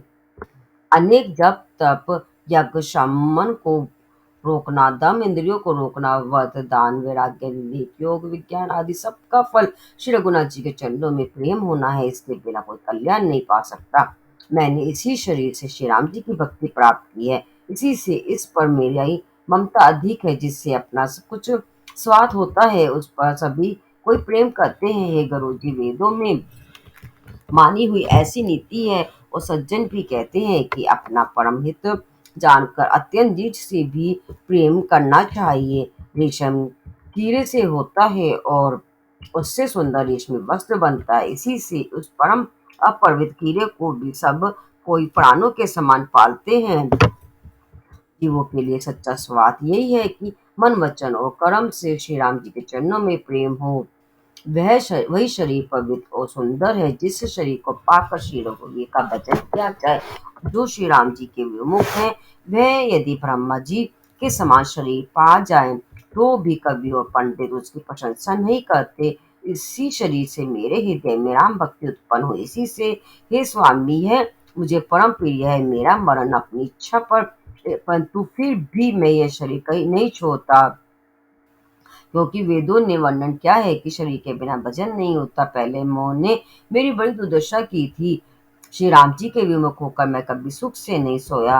अनेकों जन्मों में मैंने अनेकों प्रकार के योग, जब तप यज्ञ और दान आदि कर्म किए हैं। रुचि, जगत में ऐसी कौन सी योनि है जिसमें मैंने बार बार घूम फिर कर जन्म न लिया हो? हे गोसाई, मैंने सब कर्म करके देख लिए, पर अब इस जन्म की तरह मैं कभी सुखी नहीं हुआ। हे नाथ, मुझे बहुत से जन्मों की याद है, क्योंकि श्री शिव जी की कृपा से मेरी बुद्धि को मोह ने नहीं घेरा। हे पक्षीरा, सुनिए, अब मैं अपने प्रथम जन्म के चरित्र कहता हूँ। जिन्हें सुनकर प्रभु के चरणों में प्रीति उत्पन्न होती है, जिससे सब क्लेश मिट जाते हैं। हे प्रभु, पूर्व के एक कल्प में पापों का कलयुग था, जिसमें पुरुष और स्त्री सब भी अधर्म परायण और वेद के विरोधी थे। उस कलयुग में अयोध्यापुरी में जाकर शूद्र का शरीर पाकर जन्मा। मैं मन वचन और कर्म से शिव जी का सेवक और दूसरे देवता की निंदा करने वाला अभिमानी था। मैं धन मद से मत वाला, बहुत ही बकवादी और उग्र बुद्धि वाला था। मेरे हृदय में बड़ा भारी दम था। यद्यपि मैं श्री रघुनाथ जी की राजधानी में रहता था, तथापि मैंने उस समय उसकी महिमा कुछ भी नहीं जानी। अब मैंने अवध का प्रभाव जाना। वेद शास्त्र और पुराणों ने ऐसा गाया है कि किसी भी जन्म में जो कोई भी अयोध्या में बस जाता है, वह अवश्य ही श्री राम जी के परायण हो जाएगा। अवध का प्रभाव जीव तभी जानता है जब हाथ में धनुष धारण करने वाले श्री राम जी उसके हृदय में निवास करते हैं। हे गरुड़ जी, वह कली काल बड़ा कठिन था। उसमें सभी नर नारी पाप परायण पापों में लिप्त थे। कलयुग के पापों ने सब धर्मों को ग्रस लिया। संत ग्रंथ लुप्त हो गए। दंभियों ने अपनी बुद्धि से कल्पना करके बहुत से पंथ प्रकट कर दिए। सभी लोग मोह के वश हो गए। शुभ कर्मों को लोग ने हड़प लिया है। ज्ञान के भंडार श्री हरि के वाहन सुनिए। अब मैं कली के कुछ धर्म कहता हूँ। कलयुग में न वर्ण धर्म रहता है, न चारों आश्रम रहते हैं। सब पुरुष स्त्री वेद के विरोध में लगे रहते हैं। ब्राह्मण वेदों के बेचने वाले और राजा प्रजा को खा डालने वाले होते हैं। वेद की आज्ञा कोई नहीं मानता। जिसको जो अच्छा लग जाए वही मार्ग है। जो डींग मारता है वही पंडित है। जो मिथ्या आरंभ करता है, आडंबर रचता है और जो दम में रत है, उसी को सब कोई संत कहते हैं। जो जिस किसी प्रकार से दूसरे का धन हरण कर ले वही बुद्धिमान है। जो धम करता है वही बड़ा आचार्य है। जो झूठ बोलता है और हंसी दिल लगी करना जानता है, कलयुग में वही गुणवान कहा जाता है। जो आचारहीन है और वेद मार्ग को छोड़े हुए है। कलयुग में वही ज्ञानी और वही वैराग्यवान है जिसके बड़े बड़े नख और लंबी लंबी जटाएं हैं। वही कलयुग में प्रसिद्ध तपस्वी है जो अमंगल वेश और अमंगल भूषण धारण करते हैं और वैश्य वैश्य खाने योग्य और ना खाने योग्य सब कुछ खा लेते हैं। वे ही योगी हैं, वे ही सिद्ध हैं और वे ही मनुष्य कलयुग में पूज्य हैं जिनके आचरण दूसरों का अपकार आहित करने वाले हैं। उन्हीं का बड़ा गौरव होता है और वे ही सम्मान के योग्य होते हैं। जो मन वचन और कर्म से लबाज झूठ बकने वाले हैं वे ही कलयुग में वक्ता माने जाते हैं। ये गुस्सा सभी मनुष्य स्त्रियों के विशेष वश में है और बाजीगर के बंदर की तरह उनके नचाए नाचते हैं। ब्राह्मणों को शूद्र ज्ञानोपदेश करते हैं और गले में जनेऊ डालकर कुत्सित दान लेते हैं। सभी पुरुष काम और लोभ में तत्पर और क्रोधी होते हैं। देवता ब्राह्मण वीर और संतों के विरोधी होते हैं। गिनी स्त्रियां गुणों के धाम सुंदर पति को छोड़कर पर पुरुष का सेवन करती हैं। सुहागिन स्त्रियां तो आभूषण से रहित होती हैं और विधवा के नित्य नए श्रृंगार होते हैं। शिष्य और गुरु में बहरे और अंधे का सा हिसाब होता है। एक शिष्य गुरु के उपदेश को सुनता नहीं, एक गुरु देखता नहीं और उसे ज्ञान दृष्टि प्राप्त नहीं है। जो गुरु शिष्य का धन हरण करता है पर शोक नहीं हरण करता वह घोर नरक में पड़ता है। माता पिता बालकों को बुलाकर वही धर्म सिखलाते हैं जिससे पेट भरे। स्त्री पुरुष ब्रह्म ज्ञान के सिवा दूसरी बात नहीं करते पर वे लोग वर्ष कोरिया बहुत थोड़े लाभ के लिए ब्राह्मण और गुरु की हत्या कर डालते हैं। शूद्र ब्राह्मणों से विवाद करते हैं और कहते हैं कि हम क्या तुमसे कुछ कम हैं। जो ब्राह्मण को जानता है वही श्रेष्ठ ब्राह्मण है। ऐसा कहकर वे उन्हें डांट कर आंखें दिखलाते हैं। जो पराई स्त्री में असत कपट करने में चतुर उन्मोद द्रोह और ममता में लिपटे हुए हैं वे ही मनुष्य भेदवादी और बड़ा और जीव को एक बताने वाले ज्ञानी है। मैंने उस कलयुग का यह चरित्र देखा। वह स्वयं तो नष्ट हुए ही रहते हैं, जो कहीं सन्मार्ग का प्रतिपालन करते हैं उनको भी वे नष्ट कर देते हैं। जो तर्क करके वेद की निंदा करते हैं वे लोग कल्प कल्प भर एक एक नरक में पड़े रहते हैं। तेली को माँ चांडाल भील कोल और कलवार आदि जो वन में नीचे हैं स्त्री के मरने पर अथवा घर की संपत्ति नष्ट हो जाने पर सिर मुंडवाकर सन्यासी हो जाते हैं। वे अपने को ब्राह्मण से पुजवाते हैं और अपने को ही हाथ दोनों लोग नष्ट करते हैं। ब्राह्मण अपर लोभी कामी आचारहीन मूर्ख और नीची जाति की व्यभिचारिणी स्त्रियों के स्वामी होते हैं। शूद्र नाना प्रकार के जप तप और व्रत करते हैं तथा ऊंचे आसन या गद्दी पर बैठकर पुराण कहते हैं। सब मनुष्य मनमाना आचरण करते हैं। अपार अनीति का वर्णन नहीं किया जा सकता। कलयुग में सब लोग वर्ण संकर और मर्यादा से च्युत हो गए हैं। वे पाप करते हैं और उनके फल स्वरूप दुख भय रोग शोक और प्रिय वस्तु का वियोग पाते हैं। वेद समस्त तथा वैराग्य और ज्ञान से युक्त जो परिभक्त का मार्ग है मोहवश मनुष्य उस पर नहीं चलते और अनेकों नए नए पंथों की कल्पना करते हैं। सन्यासी बहुत धन लगाकर घर सजाते हैं, उनमें वैराग्य नहीं होता। उसे विश्व ने हर लिया, तपस्वी धनवान हो गए और गृहस्थ दरिद्र। हे तात कलयुग की लीला कुछ कहीं नहीं जाती। कुलवती और सती स्त्री को पुरुष घर से निकाल देते हैं और अच्छी चाल को छोड़कर घर में दासी को ले कर रखते हैं। पुत्र अपने माता पिता को तभी तक मानते हैं जब तक स्त्री का मुंह नहीं दिखाई पड़ा। जब से ससुराल प्यारी लगने लगी तब से कुटुंबी शत्रु रूप हो गए। राजा लोग पाप परायण हो गए, उनमें धर्म नहीं रहा। वे प्रजा को नित्य बिना अपराध दंड देकर उसकी विडंबना दुर्दशा दिया क्या करते हैं। धनी लोग मलिन नीच जाति के होने पर भी कुलीन माने जाते हैं। द्विज का चिन्ह जिन्हें मात्र रह गया है और नंगे बदन रहना तपस्वियों का जो वेदों और पुराणों को नहीं मानते। कलयुग में वे ही हरि भक्त और सच्चे संत कहलाते हैं। कवियुग के तो झुंड के झुंड हो गए हैं पर दुनिया में उदार कवियों का आश्रयदाता सुनाई नहीं पड़ता। गुण में दोष लगाने वाले बहुत है पर गुणी कोई भी नहीं है। कलयुग में बार बार अकाल पड़ते हैं, अन्न के बिना सब लोग दुखी होकर मरते हैं। ये पक्षी राजगुरु जी सुनिए, कलयुग में कपट हठ दुराग्रह दम्भ द्वेष पाखंड मान मोह और काम आदि अर्थात काम क्रोध और लोभ और मद ब्राह्मण भर में व्याप्त हो गए हैं, छा गए हैं। मनुष्य जब तप यज्ञ व्रत और दान आदि धर्म तामसी भाव से करने लगे। देवता इंद्र पृथ्वी पर जल नहीं पसारते और बया हुआ अन्न उगता नहीं, स्त्रियों के बाल ही भूषण है, उनके शरीर पर कोई आभूषण नहीं रह गया और उनको भूख बहुत लगती है, अर्थात वे सदा तृप्त ही रहती है। वे धनी और बहुत प्रकार की ममता होने के कारण दुखी रहती हैं। वे मूर्ख सुख चाहती है पर धर्म में उनका प्रेम नहीं है, बुद्धि थोड़ी है और कठोर है, उनमें कोमलता नहीं है, मनुष्य रोगों से पीड़ित है, भोग सुख कहीं नहीं है, बिना ही कारण अभिमान और विरोध करते हैं। 10-5 वर्ष का थोड़ा सा जीवन है, परंतु घमंड ऐसा है मानो कल्पांत प्रलय होने पर भी उनका नाश नहीं होगा। कलि काल ने मनुष्य को बेहाल अस्त व्यस्त कर डाला। कोई बहन बेटी का भी विचार नहीं करता, लोगों में न संतोष न विवेक न शीतलता है। जाति को जाति सभी लोग भीख मांगने वाले हो गए। ईर्ष्या ढाक और विवचन और लालच भरपूर हो रही है। समता चली गई, सब लोग वियोग और विशेष शोक से भरे पड़े हैं। वर्णाश्रम धर्म के आचरण नष्ट हो गए। इंद्रियों का दमन, दान, दया और समझदारी किसी में नहीं है। मूर्खता और दूसरों को ठगना में बहुत अधिक बढ़ गया है। स्त्री पुरुष सभी शरीर के ही पालन पोषण में लगे रहते हैं। जो पराई निंदा करने वाले हैं, जगत में वे ही फैले हैं। वे सर्पों के शत्रु गरुड़ी सुनिए। कलिकाल पाप और अवगुणों का घर है, किंतु कलिकाल युग में एक गुण भी बड़ा है कि उसमें बिना ही परीक्षा भवबंधन से छुटकारा मिल जाता है। सतयुग त्रेता और द्वापर में जो गति पूजा योग और योग से प्राप्त होती है, वही गति कलयुग में लोग केवल भगवान के नाम से पा जाते हैं। सतयुग में सब योगी और विज्ञानी होते हैं, हरि का ध्यान करके सब प्राणी भव सागर से तर जाते हैं। त्रेता में मनुष्य अनेक प्रकार की यज्ञ करते हैं और सब कर्मों को प्रभु को समर्पण करके भव सागर से पार हो जाते हैं। द्वापर में श्री रघुनाथ जी के चरणों की पूजा करके मनुष्य संसार से तर जाते हैं, दूसरा कोई उपाय नहीं है।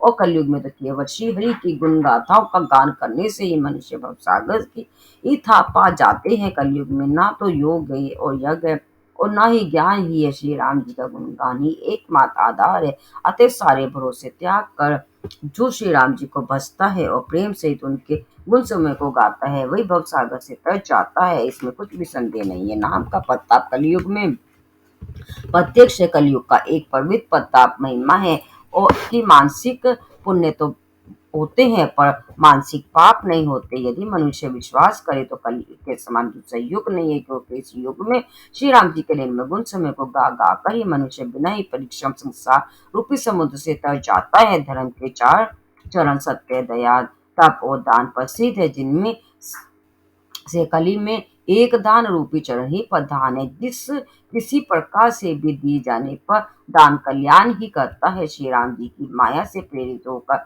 सबके हृदय में सभी युगों के धर्म नित्य होते रहते हैं। शुद्ध सत्युग, समता, विज्ञान और मन का प्रसन्न होना, इसे सत्युग का प्रभाव जाने। सत्युग गुण अधिक हो, उसको रजोगुण हो, कर्मों के में प्रीति हो, सब प्रकार से सुख हो, यह त्रिता का धर्म है। रजोगुण बहुत है, सतोगुण बहुत ही थोड़ा है और कुछ तमोगुण हो, मन में हर्ष और भय हो, ये द्वापर का धर्म है। तमोगुण बहुत हो, रजोगुण थोड़ा और चारों ओर वैर विरोध हो, यह कलयुग का प्रभाव है। पंडित लोग युगों के धर्म को मन में जान पहचान कर अधर्म छोड़कर धर्मों में प्रगति करते हैं। बोलो जय श्री राम। जिसका श्री रघुनाथ जी के चरणों में अत्यंत प्रेम है, उसको काल धर्म युग धर्म नहीं व्यापते है।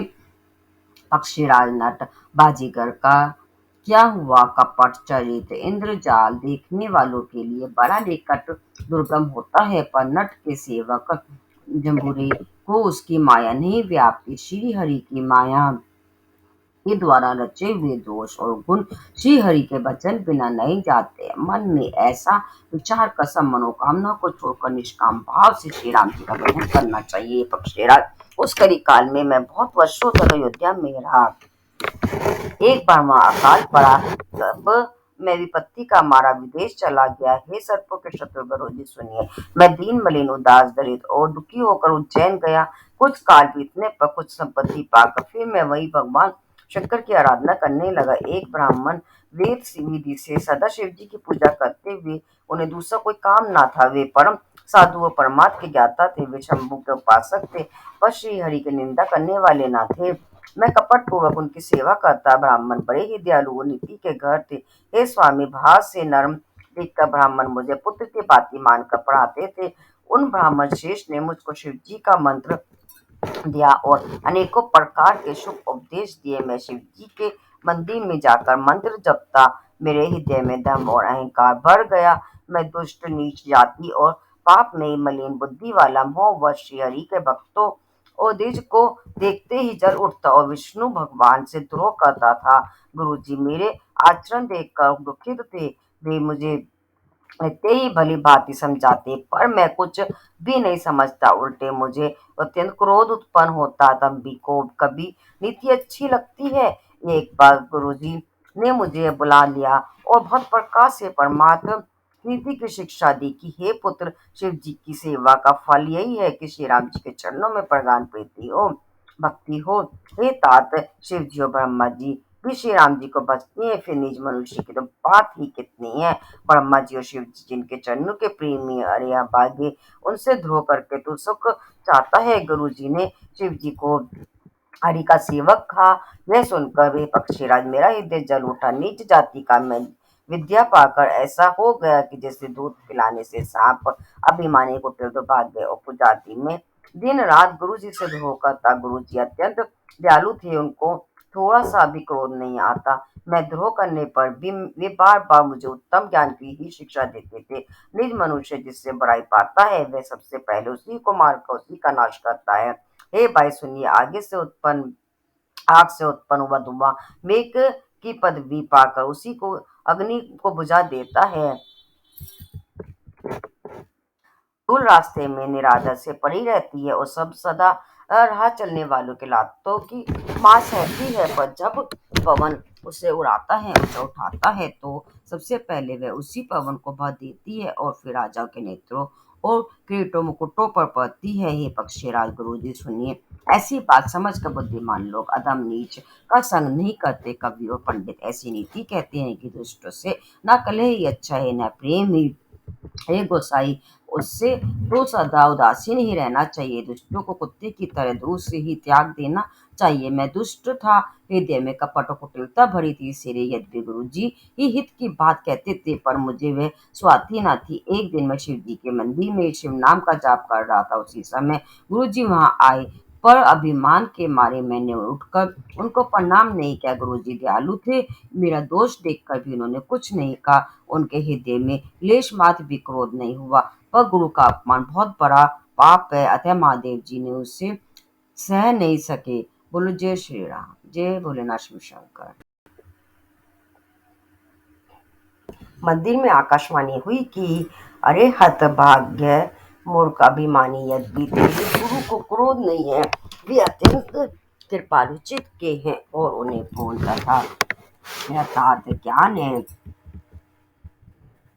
तो भी हे मूर्ख, तुझको मैं श्राप दूंगा, क्योंकि नीति का विरोध मुझे अच्छा नहीं लगता। अरे दुष्ट, यदि मैं तुझे दंड ना दूं तो मेरा वेद मार्ग ही भ्रष्ट हो जाए। जो मुँह गुरु से ईर्ष्या करते हैं वे करोड़ों युगों के गौरव नरक में पड़े रहते हैं। फिर वहां से निकल कर वे तिर्यक, पशु पक्षी आदि योनियों में शरीर धारण करते हैं और 10,000 जन्मों तक तो पाते हैं। अरे पापी, तो गुरु के सामने अजगर की भांति बैठा रहा। अरे दुष्ट, तेरी बुद्धि पाप से ढक गई है, अतः तू सर्प हो जा। और अरे अधम से भी अधम, इस अधोगति सर्प की नीची योनि को पाकर किसी बड़े भारी पेड़ के खोखले में जाकर है। शिव जी का भयानक शाप सुनकर गुरु जी ने हाहाकार किया। मुझे कांपता हुआ देखकर उनके हृदय में संताप से उत्पन्न हुआ। प्रेम सहित उन्होंने दंडवत करके वे ब्राह्मण श्री शिव जी के सामने हाथ जोड़कर मेरी भयंकर गति दंड का विचार कर गदवानी से विनती करने लगे। हे मोक्ष स्वरूप, विभु व्यापक ब्रह्मा और वेद स्वरूप ईशान देशा ईश्वर तथा सबके स्वामी श्री शिव, मैं आपको नमस्कार करता हूँ। निज स्वरूप में स्थित अर्थात माया दिहित, माइक गुणों से रहित, भेद रहित, इच्छा रहित, चेतन आकाश रूप एवं आकाश को ही वस्तु रूप में धारण करने वाले दिगंबर अथवा आकाश को भी अच्छित विधु करने वाले आपको मैं बसता हूँ। निराकार अहंकार के मूल तुर्य तीनों गुणों से अतीत वाणी ज्ञान और इंद्रियों से परे कैलाशपति विकराल महाकाल के भी काल कृपालु गुणों के धाम संसार से परे आप परमेश्वर को मैं नमस्कार करता हूँ, जो हिमाचल के समान गौरव वर्ण तथा गंभीर है, जिनके शरीर में करोड़ कामदेवों की ज्योति एवं शोभा है, जिनके सिर पर सुंदर नदी गंगा जी विराजमान है, जिनके ललाट पर दित्य का चंद्रमा और गले में सर्प सुशोभित है, जिनके कानों में कुंडल हिल रहे हैं, सुंदर प्रकृति और विशाल नेत्र है, जो पसर मुख नीलकंठ और दयालु है, सिंह चर्म का वस्त्र धारण किए और मुंडमाला पहने हैं, उन सबके प्यारे और सबके नाथ कल्याण करने वाले श्री शंकर जी को मैं भजता हूँ। प्रचंड रुद्र रूप श्रेष्ठ तेजस्वी परमेश्वर अखंड अजन्मा करोड़ों सूर्य के समान प्रकाश वाले तीनों प्रकार के शूल तो दुखों को निर्मल करने वाले, हाथ में त्रिशूल धारण किए, भाव प्रेम के द्वारा प्राप्त होने वाले भवानी के पति श्री शंकर जी को मैं बचता हूँ। कलाओं से परे कल्याण स्वरूप कल्प का अंत पल्य करने वाले, सज्जनों को सदा आनंद देने वाले, त्रिपुर के शत्रु श्री सच्चिदानंद भों को हरने वाले, मन को मत टालने वाले कामदेव के शत्रु ही प्रभु प्रसन्न ऊजिए। जब तक पार्वती के पति अपने चरण कमलों को मनुष्य नहीं बचते, तब तक उन्हें ना तो ये लोक और परलोक में सुख शांति मिलती है और ना उनके तापों का नाश होता है। अतः हे समस्त जीवों के अंदर हृदय में निवास करने वाले प्रभु प्रसन्न हुई। मैं ना तो योग जानता हूँ, ना जप, ना पूजा ही। हे शंभु, मैं तो सदा सर्वदा आपको ही नमस्कार करता हूँ। हे प्रभु, बुढ़ापा तथा जन्म मृत्यु के दुख समय से चलते हुए मुझे दुख से रक्षा कीजिए। हे ईश्वर, हे शंभु, मैं आपको नमस्कार करता हूँ। भगवान रुद्र की स्तुति का यह अष्टक उन शंकर जी की दृष्टि प्रसन्नता के लिए ब्राह्मण द्वारा कहा गया, जो मनुष्य इसे भक्ति पूर्वक पढ़ते हैं और उन पर भगवान शंभु प्रसन्न होते हैं। सर्वज्ञ शिव जी ने विनती की सुनी और ब्राह्मण का प्रेम देखा था। मंदिर में आकाशवाणी हुई कि हे ऋषिश्रेष्ठ वर मांगो। ब्राह्मण ने कहा, हे प्रभु, यदि आप मुझ पर प्रसन्न है तो ये नाथ, यदि इस दीन पर आपका स्नेह है तो पहले अपने चरणों की भक्ति देकर फिर दूसरा वर दीजिए। हे प्रभु, यह ज्ञानी जीव आपकी माया के वश होकर निरंतर भूला फिरता है। हे कृपा के समुद्र भगवान, उस पर क्रोध न कीजिए। हे दीनों पर दया करने वाले कल्याणकारी शंकर, अब इस पर कृपालु होइए, कृपा कीजिए, जिससे हे नाथ थोड़े ही समय में इस पर आप शाप के बाद अनुग्रह शाप से मुक्ति हो जाए। हे कृपा निधान, अब वही कीजिए जिससे इसका परम कल्याण हो। दूसरे के हित से सनी हुई ब्राह्मण की वाणी सुनकर फिर आकाशवाणी, ए मुझ तो ऐसा ही हो। यदि इसने भयानक पाप किया है और मैंने भी इसे क्रोध करके शाप दिया है, तो भी तुम्हारी साधुता देख कर मैं इस पर विशेष कृपा करूंगा। हे दीजिए, क्षमाशील एवं परोपकारी होते हैं, वे मुझे वैसे ही प्रिय होते हैं जैसे खराड़ी श्री रामचंद्र जी। हे द्विज, मेरा शाप व्यर्थ नहीं जाएगा, यह 1000 जन्म अवश्य पाएगा, परंतु जन्म और मरने में जो दूसरा दुख होता है, इसको वह दुख जरा भी ना व्यापेगा और किसी भी जन्म में इसका ज्ञान नहीं मिटेगा। हे शुद्ध, मेरा प्रमाणिक सत्य वचन सुन। प्रथम तो तेरा जन्म श्री रघुनाथ जी की पुरी में हुआ और फिर तूने मेरे सब वह में मन लगाया। पुरी के प्रभाव और मेरी कृपा से तेरे हृदय में राम भक्ति उत्पन्न होगी। हे भाई, अब मेरा सत्य वचन सुन, द्विजों की सेवा ही भगवान को पसंद करने वाला व्रत है। अब कभी ब्राह्मण का अपमान न करना, संतों को अनंत श्री भगवान ही के समान जानना। इंद्र के वज्र मेरे ये विशाल त्रिशूल काल के दंड और श्री हरि के विकराल चक्र के मारे भी जो नहीं मरता, वह भी विपद्रव रूपी अग्नि से भस्म हो जाता है। ऐसा विवेक मन में रखना, फिर तुम्हारे लिए जगत में कुछ भी दुर्लभ न होगा। मेरा एक और भी आशीर्वाद है कि तुम्हारी सर्वथा आबाद गति होगी, अर्थात तुम्हें जहाँ जाना चाहोगे वहीं बिना रोक टोक के जा सकोगे। आकाशवाणी के द्वारा शिव जी के वचन सुनकर गुरु जी हर्षित होकर ऐसा ही हो यह कहकर मुझे बहुत समझा करो। शिव जी के चरणों को हृदय में रखकर अपने घर गए। काल की प्रेरणा से मैं विंध्याचल में जाकर सर्प हुआ।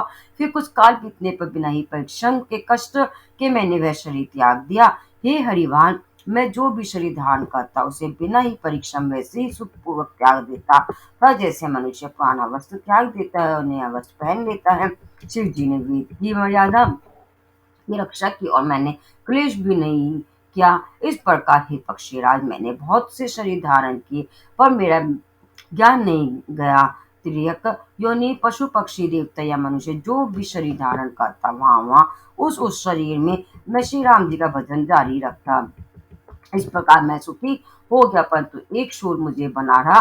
गुरु जी का कोमल शरीर सुशील स्वभाव मुझे कभी नहीं भूलता, अर्थात मैंने ऐसे कोमल स्वभाव दयालु गुरु का अपमान किया, यह दुख मुझे सदा बना रहा। मैंने अंतिम शरीर ब्राह्मण का पाया, जिसे पुराण और वेद देवताओं को वे दुर्लभ बताते हैं। मैं वहाँ ब्राह्मण शरीर में भी बालक को में मिलकर खेलता, तो श्री रघुनाथ जी की ही सब लीलाएं क्या करता। सियाना होने पर पिताजी मुझे पढ़ाने लगे। मैं समझता, सुनता और विचारता, पर मुझे पढ़ना अच्छा नहीं लगता था। मेरे मन से सारी वासनाएं भाग गई, केवल श्री राम जी के चरणों में लग लग गई। हे गुरु जी, कहिए ऐसा कौन अभागा होगा जो कामधेनु को छोड़कर गधे की सेवा करेगा।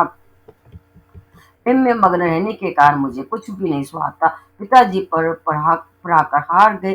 जब पिता माता कालवश हो गए, मर गए, तब मैं भक्तों की रक्षा करने वाले श्री राम जी का भजन करने के लिए वन में चला गया।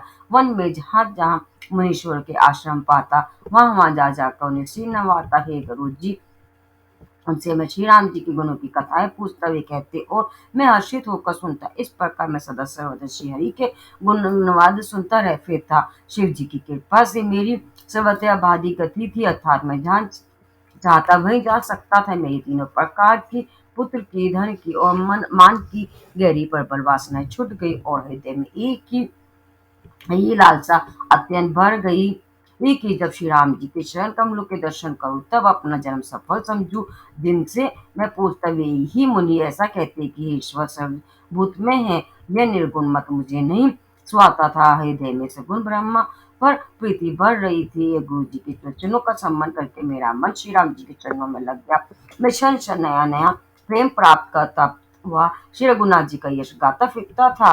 सुमेरु पर्वत के शिखर पर बर्फ की छाया में रमेश मुनि बैठे थे। उन्हें देखकर मैंने उनके चरणों में सिर नवाया और अत्यंत दीन वचन कहे।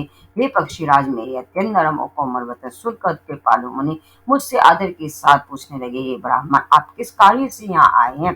तब मैंने कहा, हे कृपा निधि, आप सर्वज्ञ हैं और सुजाने हैं। हे भगवान, मुझे सगुण ब्रह्मा की आराधना की प्रक्रिया कहिए। तब ये पक्षीराज मुनीश्वर ने मुझे श्री रघुनाथ जी के गुणों की कुछ कथाएं आदर सहित कही। फिर वे ब्राह्मण ज्ञान परायण विज्ञानवान मुनि मुझे परम अधिकारी जानकर ब्रह्मा का उपदेश करने लगे कि वह अजन्मा है, अद्वितीय है, निर्गुण है और विद्या का स्वामी अंतर्यामी है। उसे कोई बुद्धि के द्वारा माप नहीं सकता। वह इच्छा रहित, नाम रहित, रूप रहित, अनुभव से जानने योग्य, अखंड और उपमा रहित है।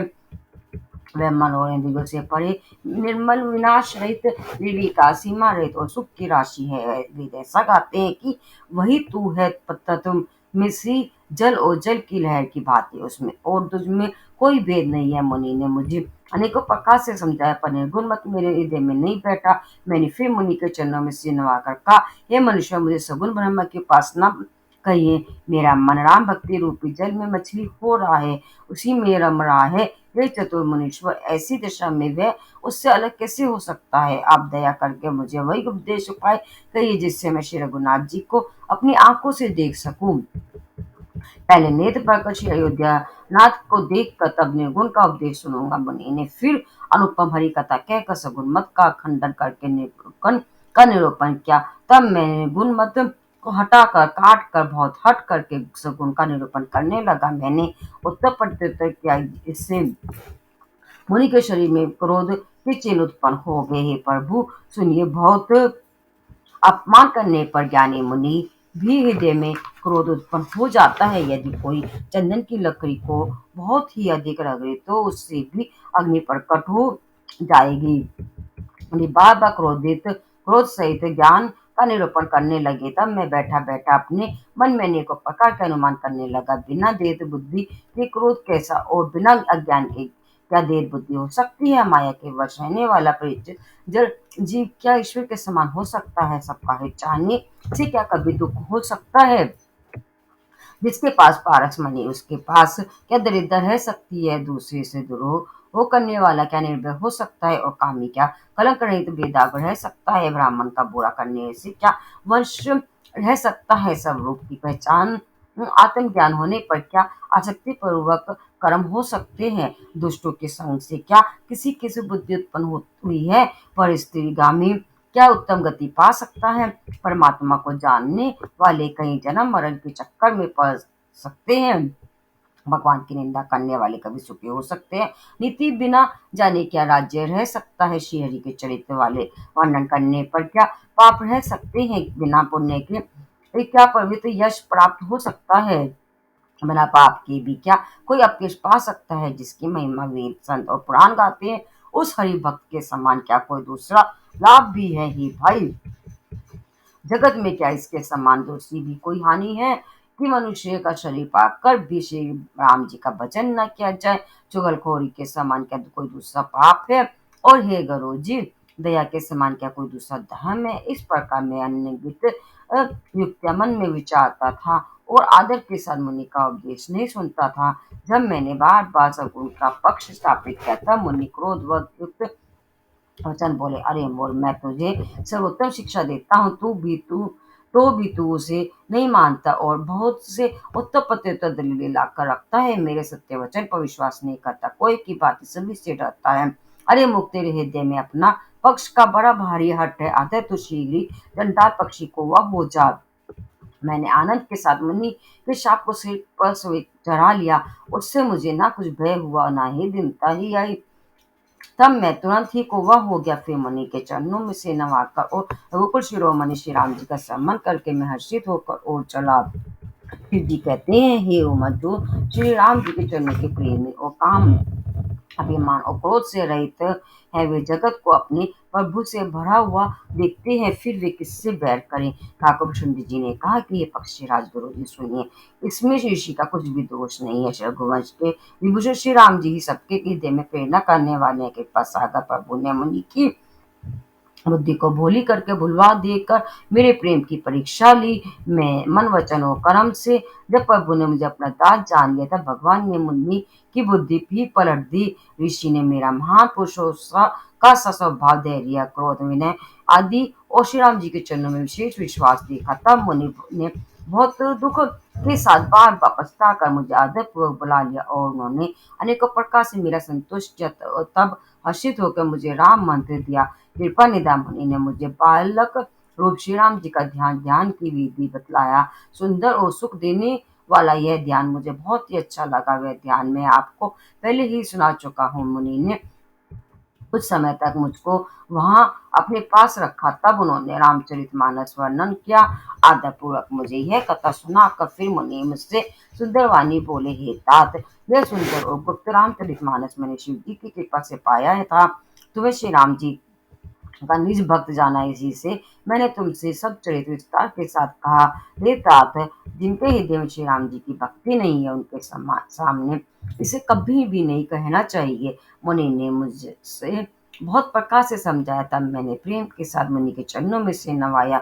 मुनीश्वर ने अपने कर कमलों से मेरा सिर स्पर्श करके हर्षित होकर आशीर्वाद दिया कि अब मेरी कृपा से तेरे हृदय में सदा प्रगाढ़ राम भक्ति बसेगी। तुम सदा श्री राम जी को प्रिय होंगे और कल्याण रूप गुणों के धाम मान रही इच्छा अनुसार रूप धारण करने में समर्थ, इच्छा मृत्यु जिसके शरीर छोड़ने की इच्छा करने पर ही मृत्यु हो, बिना इच्छा की मृत्यु ना हो, एवं ज्ञान और वैराग्य के भंडार हो। इतना ही नहीं, श्री भगवान का को सम्मान करते हुए तुम जिस आश्रम में निवास करोगे, वहाँ एक योजन 4 कोस तक अविद्या माया मोया नहीं व्यापेगी। काल, कर्म, गुण, दोष और स्वभाव से उत्पन्न कुछ भी दुख तुमको कभी नहीं व्यापेगा। अनेकों प्रकार के सुंदर श्री राम जी के रहस्य, गुप्त मर्म के चरित्र और गुण जो इतिहास और पुराणों में गुप्त और प्रकट है, वर्णित और लक्षित है, तुम उन सबको भी बिना परिश्रम जान जाओगे। श्री राम जी के चरणों में तुम्हारा नित्य नया प्रेम हो। अपने मन में तुम जो कुछ इच्छा करोगे, श्री हरि की कृपा से उसकी पूर्ति कुछ भी दुर्लभ नहीं होगी। श्री हे धीर बुद्धि और गुरु जी, सुनिए, मुनि का आशीर्वाद सुनकर आकाश में गंभीर आकाशवाणी ब्रह्मवाणी हुई कि हे ज्ञानी मुनि, तुम्हारा वचन ऐसा ही सत्य हो, यह कर्म वर्ण और वचन से मेरा भक्त है। आकाशवाणी सुनकर मुझे बड़ा हर्ष हुआ, मैं प्रेम में मगन हो गया और मेरा सब संदेह जाता रहता। तुरंत मुनि की विनती करके आज्ञा पाकर और उनके चरण कमलों में बार बार सिर नवाकर मैं हर्ष सहित इस आश्रम में आया। प्रभु श्री राम जी की कृपा से मैंने दुर्लभ वर पा लिया है। पक्षीराज, मुझे यहाँ निवास करते 27 कल्प बीत गए। मैं यहाँ सदा श्री रघुनाथ जी के गुणों का ज्ञान का क्या करता हूँ और चतुर पक्षी उसे आदर पूर्वक सुनते हैं। अयोध्यापुरी में जब जब श्री रघुवीर भक्तों के हित के लिए मनुष्य श्री ध्यान करते हैं, तब तब मैं जाकर श्री राम जी की नगरी में रहता हूँ और प्रभु की शिशु लीला देख कर सुख प्राप्त करता हूँ। फिर हे पक्षीराज, श्री राम जी के शिशु रूप को हृदय में रख कर मैं अपने आश्रम में आ जाता हूँ। जिस कारण से मैंने कोई की देह आई, वह सारी कथा आपको सुना दी है। तात मैंने आपके सब प्रश्नों के उत्तर कहे। हाँ, राम भक्ति की बड़ी भारी महिमा है। मुझे अपना यह काक शरीर इसलिए प्रिय है कि इसमें मुझे श्री राम जी के चरणों का प्रेम प्राप्त हुआ। इसी शरीर में से मैंने अपने प्रभु के दर्शन पाए और मेरे सब संदेह जाते रहे दूर हुए। मासा प्राय 29वां विश्राम। बोलो जय श्री राम। मैं हट करके भक्ति पक्ष पर आराध्य महर्षि लोमेश ने मुझे श्राप दिया, परंतु उसका फल यह हुआ कि जो मुनियों को भी दुर्लभ है वह वरदान मैंने पाया। भजन का प्रताप तो देखिए, जो भक्ति की ऐसी महिमा जानकर भी उसे छोड़ देते हैं और केवल ज्ञान के लिए श्रम साधन करते हैं, वे मूर्ख घर पर खड़ी हुई कामधेनु को छोड़कर दूध के लिए मदार के पेड़ को खोजते फिरते हैं। हे पक्षीराज, सुनिए, जो लोग श्री हरि की भक्ति को छोड़कर दूसरे उपायों से सुख चाहते हैं, वे मुख और जड़ करने वाले अभागे बिना ही जहाज के तैर कर महासमुद्र के पार जाना चाहते हैं। शिव जी कहते हैं कि हे भवानी, भुजंगी जी के वचन सुनकर गरुड़ जी हर्षित होकर कोमलवाणी से बोले, "हे प्रभु, आपके प्रसाद से मेरे हृदय में अब सब संदेह, शोक, मोह और भ्रम कुछ भी नहीं रह गया। मैंने आपकी कृपा से श्री रामचंद्र जी के पवित्र गुण समय को सुना और शांति प्राप्त की है। प्रभु, अब मैं आपसे एक बात और पूछता हूँ, हे कृपा सागर, मुझे समझा कर कहिए।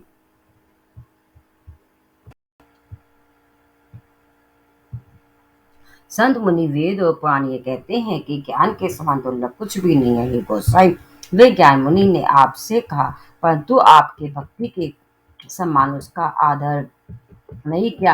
हे कृपा के धाम, हे प्रभु, ज्ञान और भक्ति में कितना अंतर है, यह सब मुझसे कहिए।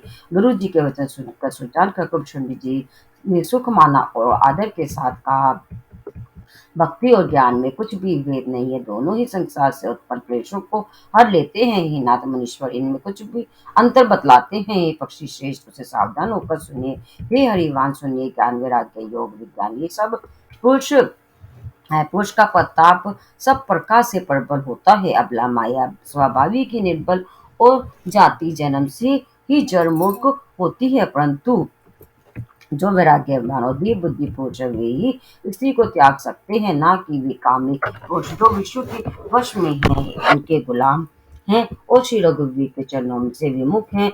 विज्ञान के भंडार मुनि भी मृगन्याय ने युवक स्त्री के चंद्रमुख को देख कर विवश उसके अधीन हो जाते हैं। ये गुरु जी, साक्षात भगवान विष्णु की माया भी स्त्री रूप से प्रकट है। यहाँ मैं कुछ पक्षपात नहीं रखता। वेद पुराण और संतों का मत सिद्धांत ही कहता हूँ। हे गुरु जी, यह अनुपम विलक्षण रीति है कि एक स्त्री के रूप पर दूसरी स्त्री मोहित नहीं होती। आप सुनिए, माया और भक्ति दोनों ही स्वर्ग स्त्री वर्ग ही है, यह सब कोई जानते हैं। फिर श्री रघुवीर एक को भक्ति प्यारी है, माया बेचारी तो निश्चय ही नाचने वाली रटनी मात है। श्री रघुनाथ जी भक्ति के विशेष अनुकूल रहते हैं, इसी से माया उससे अत्यंत डरती रहती है। जिसके हृदय में उपमा रहित और उपाधि रहित विशुद्ध नाम भक्ति सदा बिना किसी बाधा के रोक टोक के बसती है, उसे देखकर माया से कुचा जाती है, उस पर वह अपनी प्रभुता कुछ भी नहीं कर सकती चला सकती। ऐसा विचार कर ही जो विज्ञानी मुनि हैं,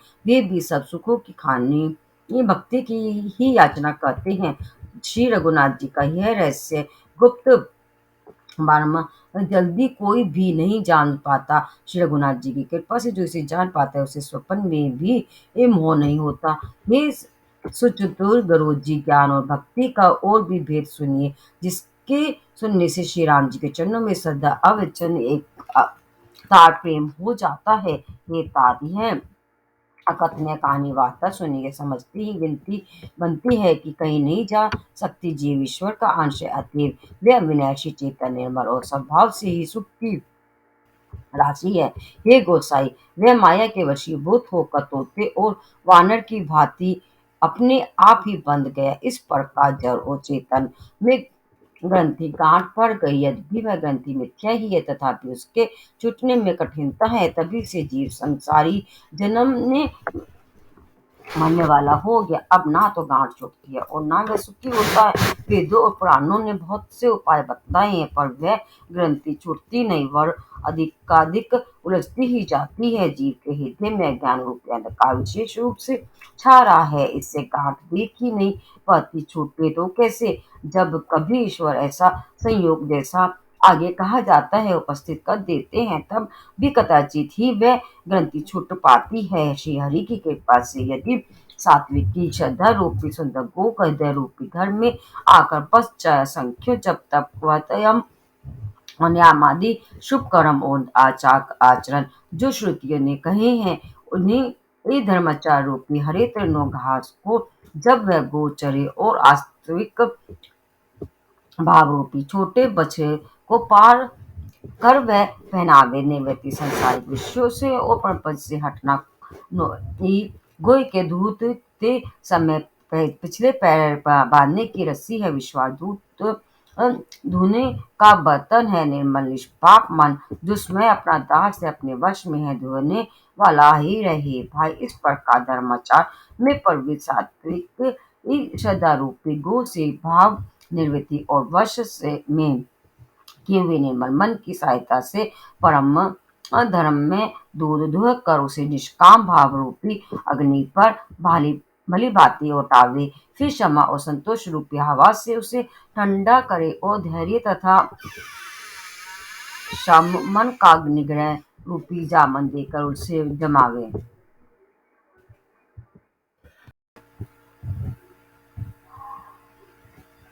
तब मुदिता प्रसन्नता रूपी कमोरी में तत्व विचार रूपी मथानी से दम इंद्रिय दमन के लिए आरूप दम रूपी खंभे आदि के सारे सत्य और सुंदर वाणी रूपी रस्सी लगाकर उसे मत करो। तब उसमें से निर्मल सुंदर और अत्यंत पवित्र वैराग्य रूपी मक्खन निकाल ले।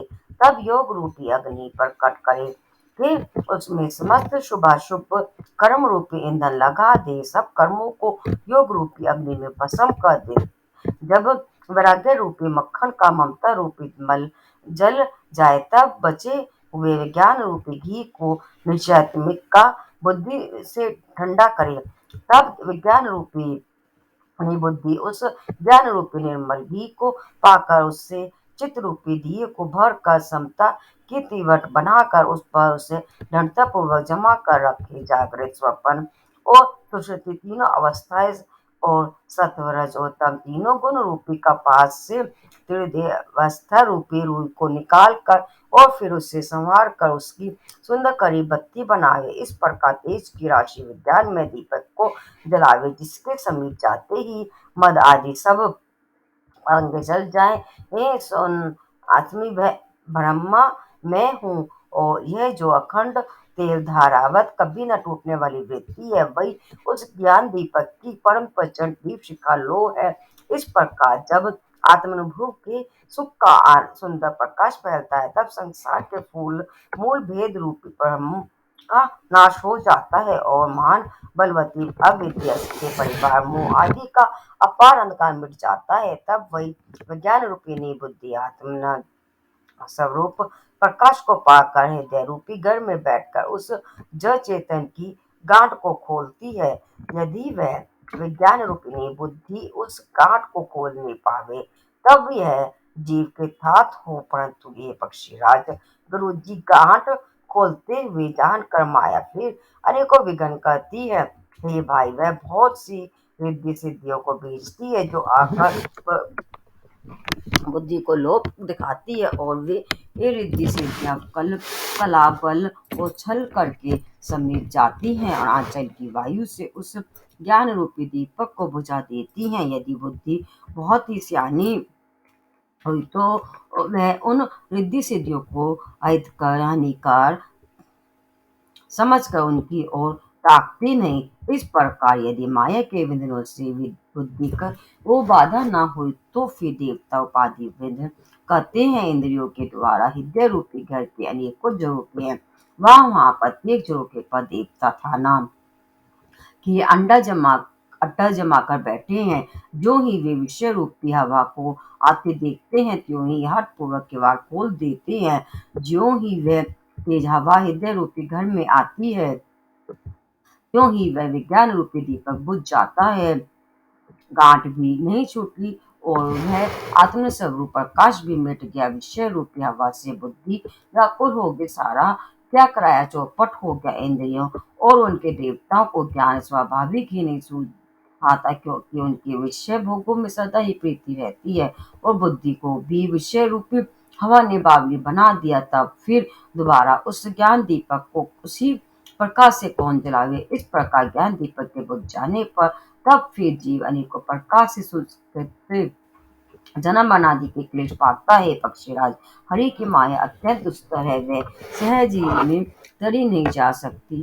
ज्ञान कहने समझने में कठिन, समझने में कठिन और साधने में भी कठिन है। यदि ये गुण सान्यास से संयोगवश कदाचित यह ज्ञान हो भी जाए तो फिर उसे बचाए रखने में अनेकों विधन है। ज्ञान मार्ग कृपाण उधारी तलवार की धार के समान है। हे पक्षीराज इस मार्ग में से गिरते देर नहीं लगती। जो इस मार्ग को विधन निर्वधा निभा लेता है वही केवल मोक्ष रूप परम पद को प्राप्त करता है। संत पुराण वेद और तंत्र आदि शास्त्र सब यह कहते हैं कि केवल रूप पद अत्यंत दुर्लभ है किंतु हे गोसाई वही अत्यंत दुर्लभ मुक्ति श्री रामचंद्र को भजने से बिना इच्छा किए भी जबरदस्ती आ जाती है। बोलो जय श्री राम।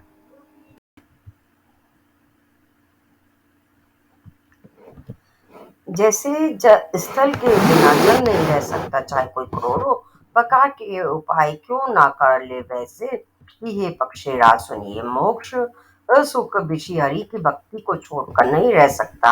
ऐसा विचार कर बुद्धिमान हरि भक्त भक्ति पर लुभाए रहकर मुक्ति का तिरस्कार कर देते हैं। भक्ति करने से सुसंकृति जन्म मृत्यु रूप संसार की जड़ अविद्या बिना ही यत्न और परिश्रम के अपने आप वैसे ही नष्ट हो जाती है जैसे भोजन या तो जाता है तृप्ति के लिए और उसे भोजन की रागड़ी अपने आप बिना हमारी चेष्टा के पचा डालती है। ऐसी सुगम और परम सुख देने वाली हरि भक्ति जिसे न सुहावे ऐसा मोह कौन होगा। सर्पों के शत्रु करो जी मैं सेवक हूँ ओ भगवान मेरे सेव्य स्वामी है। इस भाव के बिना संसार रूपी समुद्र से तरना नहीं हो सकता। ऐसा सिद्धांत विचार कर श्री रामचंद्र जी के चरण कमलों का भजन कीजिए जो चेतन को जड़ कर देते हैं और जड़ को चेतन कर देता है। ऐसे सामर्थ्य श्री रघुनाथ जी को जो जी भजते हैं वे धन्य हैं। मैंने ज्ञान का सिद्धांत समझा कर का अब भक्ति रूपी मणि की प्रभुता महिमा सुनिए। श्री राम जी की भक्ति सुंदर चिंतामणि है। ये गुरु जी यह जिसके हृदय के अंदर बसती है वह दिन रात अपने आप ही परम प्रकाश रूप रहता है। उसको दीपक घी और बत्ती कुछ भी नहीं चाहिए। इस प्रकार मणि का तो एक तो स्वाभाविक प्रकाश रहता है फिर मोह रूपी दरिद्रता समीप नहीं आती क्योंकि मणि स्वयं धन रूप है। होती से लोभ रूपी हवा उस मणि में दीपक को बुझा नहीं दे सकती क्योंकि मणि स्वयं प्रकाश रूप है। वह किसी दूसरे की सहायता नहीं प्रकाश करती। उसके प्रकाश से अविद्या का प्रबल अंधकार मिट जाता है। मदादी पतंगों का सारा समूह हार जाता है। जिसके हृदय में भक्ति बसती है काम क्रोध और लोभ आदि दुष्ट तो उसके पास भी नहीं आते। उसके लिए विष अमृत के समान और शत्रु मित्र हो जाता है। उस मणि के बिना कोई सुख नहीं पाता। बड़े बड़े मानस रोग जिनके वश होकर सब जीव दुखी हो रहे हैं उसको नहीं व्यापते। श्री राम भक्ति रूपी मणि जिसके हृदय में बसती है उसे स्वपन में विलेश मात्र दुख नहीं होता। जगत में वे ही मनुष्य चतुर के शिरोमणि है जो उस भक्ति रूपी मणि के लिए भली बात यत्न करते हैं। यद्यपि है मणि जगत में प्रकट प्रत्यक्ष है, पर मन बिना श्री राम जी की कृपा के उसे कोई पा नहीं सकता। उसके पाने के लिए उपाय भी सुगम ही है, पर अभागे मनुष्यों ने ठुकरा देते हैं। वेद पुराण पवित्र पर्वत है, श्री राम जी की नाना प्रकार की कथा, उन पर्वतों में सुंदर खाने हैं। संत पुरुष उनकी इन खानों को रहस्य को जानने वाले गर्मी मर्मी है, और सुंदर बुद्धि खोदने वाली कुदाल है। हे गरुड़ जी, ज्ञान और वैराग्य ये दो उनके नेत्र हैं। जो प्राणियों से प्रेम के साथ खोजता है वह सब सुखों की खान इस भक्ति रूपी मणि को पा जाता है। हे प्रभु, मेरे मन में तो ऐसा विश्वास है कि श्री राम जी के दास श्री राम जी से भी बढ़कर है। श्री रामचंद्र जी समुद्र है तो दीव संत पुरुष मेघ है, श्री हरिचंदन के वृक्ष है तो संत पवन है। सब साधनों का फल सुंदर हरि भक्ति ही है, उसे संत के बिना किसी ने नहीं पाया। ऐसा विचार कर जो भी संतों का संग करता है, हे गरुड़ जी, उसके लिए श्री राम जी की भक्ति सुलभ हो जाती है। ब्रह्मा वेद समुद्र है, ज्ञान मंदराचल है, और संत देवता है जो इस समुद्र को मद का कथा रूपी अमृत निकालते हैं, जिसमें भक्ति रूपी मधुरता बसी रहती है। वैराग्य रूपी ढाल से अपने को बचाते हुए और ज्ञान रूपी तलवार से मद लोभ और मोह रूपी वैरियों को मारकर जो विजय प्राप्त करती है वह हरि भक्ति ही है। ये पक्षीराज इसे विचार कर देखिए। पक्षीराज करोजी फिर प्रेम सहित बोले, हे कृपालु, यदि मुझ पर आपका प्रेम है तो हे नाथ, मुझे अपना सेवक जानकर मेरे साथ प्रश्नों के उत्तर बखान कर कहिए। हे नाथ, हे धीर बुद्धि, पहले तो यह बताइए कि सबसे दुर्लभ कौन सा शरीर है, फिर सबसे बड़ा दुख कौन है और सबसे बड़ा सुख कौन है, ये भी विचार कर संक्षेप में ही कहिए। संत और असंत का मर्म भेद आप जानते हैं, उनके सहज स्वभाव का वर्णन कीजिए। फिर कहिए कि श्रुतियों में पश्य सबसे महान पुण्य कौन सा है और सबसे महान भयंकर पाप कौन सा है। फिर मानस रोगों को समझाकर कहिए, आप सर्वज्ञ हैं और मुझ पर आपकी कृपा भी बहुत है।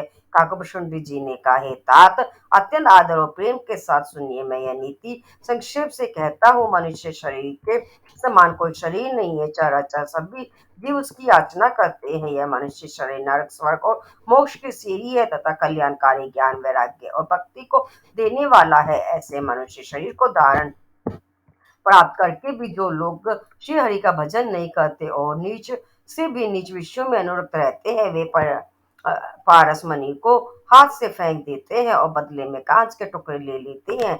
जगत में दरिद्रता के समान दुख नहीं है तथा संतों के मिलन के समान जगत में सुख नहीं है। और हे पक्षीराज, मन वचन और शरीर से परोपकार करना यह संतों का सहज स्वभाव है। संत दूसरों की भलाई के लिए दुख सहते हैं और अभागे असंत दूसरों को दुख पहुंचाने के लिए कृपालु संत भोज के वृक्ष के समान दूसरों के हित के लिए भारी विपत्ति सहते हैं, अपनी खाल तक उधरवा लेते हैं। किंतु दुष्ट लोग उनकी सन की भांति दूसरों को बांधते हैं और उन्हें बांधने के लिए अपनी खाल खिंचवाकर विपत्ति सहकर मर जाते हैं। ये सर्पों के शत्रु गरुड़ जी, सुनिए, दुष्ट बिना किसी स्वाद के सांप और चूहे के समान आकरण ही दूसरों का उपकार अपकार करते हैं। वे पराई संपत्ति का नाश करके समय नष्ट हो जाते हैं, जैसे खेती का नाश करके वे ओले नष्ट हो जाते हैं। दुष्ट का बध्य उन्नति पश्चित उधम ग्रह के तू के उदय की भांति जगत के दुख के लिए ही होता है, और संतों का बुद्ध सदा ही सुखकर होता है, जैसे चंद्रमा और सूर्य का उदय विश्व भर के लिए सुखदायक है। वेदों में अहिंसा को परम धर्म माना है और परम निंदा के समान भारी पाप नहीं है। शंकर जी, और गुरु की निंदा करने वाला मनुष्य अगले जन्म में मेंढक होता है और वह 1000 जन्म तक वही मेंढक का शरीर पाता है। ब्राह्मणों की निंदा करने वाला व्यक्ति बहुत से नरक भोग कर फिर जगत में कोहे का शरीर धारण करके जन्म लेता है। जो अभिमानी जीव जन देवता और वेदों की निंदा करते हैं वे रोरम नरक में पड़ते हैं। संतों की निंदा में लगे लोग वे लोग उल्लू होते हैं, जिन्हें मोह रूपी रात्रि प्रिय होती है और ज्ञान रूपी सूर्य दिन के लिए बीत गया अस्त हो गया रहता है। जो मूर्ख मनुष्य सबकी निंदा करते हैं वे चमगादड़ होकर जन्म लेते हैं। इतात अब मानस रोग सुनिए जिनसे सब लोग दुख पाया करते हैं। सब रोगों की जड़ मोह अज्ञान है। उन व्याधियों से फिर और बहुत से शोर उत्पन्न होते हैं।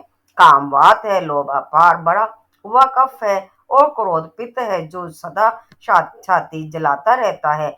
यदि कहीं ये तीनों भाई वात पित्त और कफ प्रीति कर ले मिल जाए तो सुख दुखदायक संत्रिपात रोग उत्पन्न होता है। कठिनता से प्राप्त पुण्य होने वाले जो विश्व के मनोरथ हैं वे ही सब शूल कष्टदायक रोग हैं। उनके नाम कौन जानता है, अर्थात वे अपार है, ममता दाद है, ईर्ष्या ढा खुजली है, हर्ष विषाद गले के रोगों की अधिकता है, गलकंठ कंठमाला या गीगा आदि रोग है। पराय सुख को देखकर जो जलन होती है वही क्षयी है। दुष्टता और मन की कुटिलता ही कोर है। अंधकार अत्यंत दुख देने वाला डमरू गांठ का रोग है। दंभ कपट मद और मान नवरा नसों का रोग है। तृष्णा बड़ा भारी उधर वृद्ध जलोदर रोग है। तीन प्रकार पुत्र धन और मान की प्रबल इच्छाएं प्रबल तिजारी है। मत्सर और अविवेक दो प्रकार के ज्वर है। इस प्रकार इन्हें को बुरे रोग है जिन्हें कहाँ तक कहूँ। एक ही रोग के वश होकर मनुष्य मर जाते हैं। फिर ये तो बहुत सारे संदेह रोग है, ये जीवों को निरंतर कष्ट देते रहते हैं। ऐसी दशा में यह वह समाधि शांति को कैसे प्राप्त करे। नियम धर्म आचार उत्तम आचरण तप ज्ञान यज्ञ जप दान तथा और भी करोड़ों औषधियां हैं, परंतु हे गुरु जी उनसे ये रोग नहीं जाते। इस प्रकार जगत में समस्त जीव रोगी हैं जो शोक हर्ष भय प्रीति और वियोग के दुख से और भी दुखी हो रहे हैं। मैंने ये थोड़े से मानस रोग कहे हैं, यह है तो सबको, परंतु इन्हें जान पाए है कोई बिल्ली ही प्राणियों को जलाने वाले ये पापी रोग जान लिए जाने से कुछ क्षीण अवश्य हो जाते हैं, परंतु नाश को नहीं प्राप्त होते। विषय युक्त को पथ्य पाकर ये मुनियों के हृदय में भी अंकुरित कुछ उठते हैं, तब बेचारे साधारण मनुष्य तो क्या चीज है। यदि श्री राम जी की कृपा से इस प्रकार का संयोग बन जाए तो ये सब रोग नष्ट हो जाए। रूपी वैद्य के वचन में विश्वास हो, विषयों की आशा ना हो, यही परहेज है हो। श्री रघुनाथ जी की भक्ति संजीवनी जड़ी है। श्रद्धा से पूर्ण बुद्धि की अनुपम दवा के साथ लिया जाने वाला मधु आदि है। इस प्रकार का संयोग हो तो वे रोग भले ही नष्ट हो जाए, नहीं तो करोड़ों प्रयत्नों से भी नहीं जाते। हे गोसाई मन को निरोग हुआ तब जानना चाहिए जब हृदय में वैराग्य का बल बढ़ जाए, उत्तम बुद्धि रूपी भूख नित नहीं बढ़ती रहे और विश्व की आशा रूपी दुर्बलता मिट जाए। इस प्रकार सब रोगों से छूट कर जब मनुष्य निर्मल ज्ञान रूपी जल में स्नान कर लेता है तब उसके हृदय में राम भक्ति छा जाती है। शिव जी, ब्रह्मा जी, सुखदेव जी, ईसनकादि और नारद आदि विचार में परम निपुण जो मुनि है ये पक्षीराज, उन सब का मत यही है कि श्री राम जी के चरण कमलों में प्रेम करना चाहिए। श्रुति पुराण और सभी ग्रंथ कहते हैं कि श्री रघुनाथ जी की भक्ति के बिना सुख नहीं है। कछुए की पीठ पर भले ही बाल उग आवे, भोज का बांझ का पुत्र भले ही किसी को मार डाले आकाश में, भले ही अनेक प्रकार के फूल के लूटे पंथ श्री हरि से विमुख होकर जीव सुख नहीं प्राप्त कर सकता। मृग तृष्णा के जल को पीने से भले ही प्यास बुझ जाए, खरगोश के सिर पर भले ही सिंह निकल आवे, अंधकार भले ही सूर्य का नाश कर दे, परंतु श्री राम से विमुख होकर जीव सुख नहीं पा सकता। बर्फ से भले ही अग्नि प्रकट हो जाए, ये सब अनहोनी बातें चाहे हो जाए, परंतु श्री राम से विमुख होकर कोई भी सुख नहीं पा सकता। जल को मथने से भले ही घी उत्पन्न हो जाए और बालू को पेड़ने इससे भले ही तेल निकल जाए, परंतु श्री हरि के भजन बिना संसार रूपी समुद्र से ये नहीं तैरा जा सकता। यह सिद्धांत अटल है। प्रभु मच्छर को भरा कर सकते हैं और भरा माँ को मच्छर से भी तुच्छ बना सकते हैं। ऐसे अविचार का चतुर पुरुष सब संदेह त्याग कर श्री राम जी को ही बचते हैं।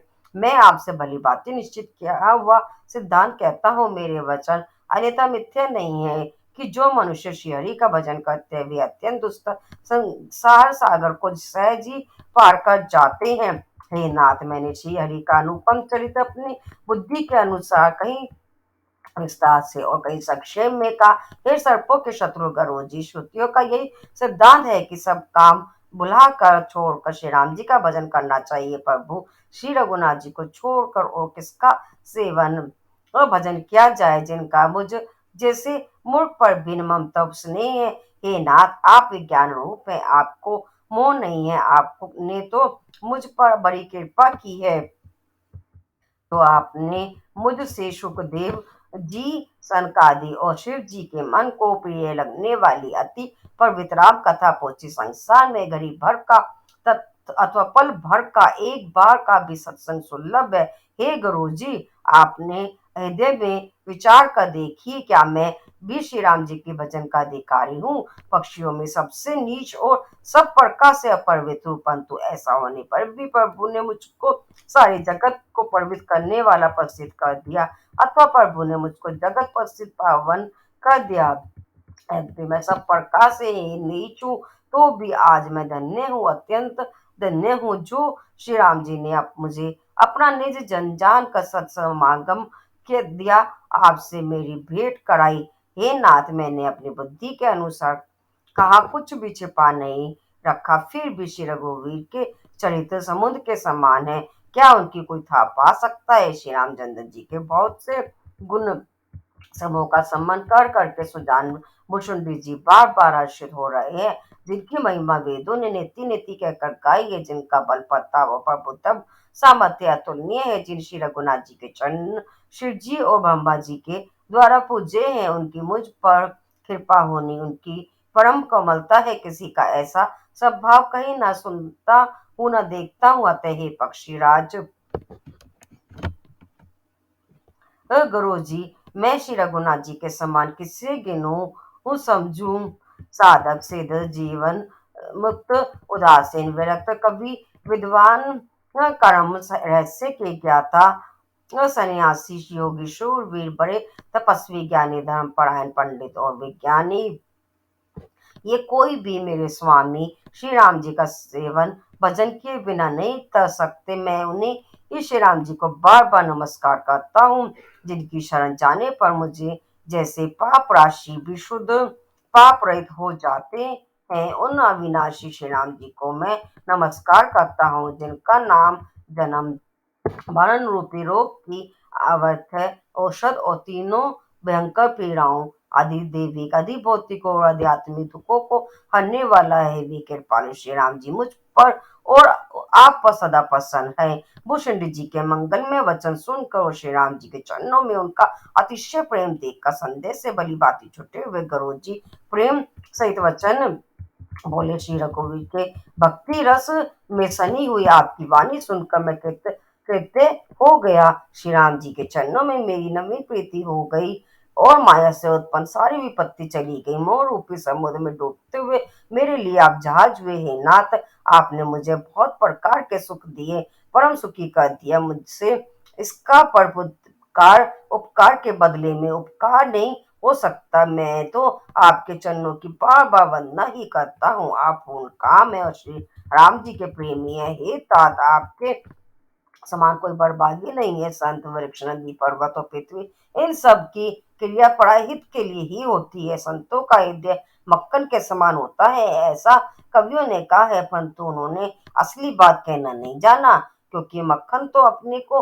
ताप मिलने से पिघलाता है और परम पवित्र संत दूसरों के दुख से पिघल जाते हैं।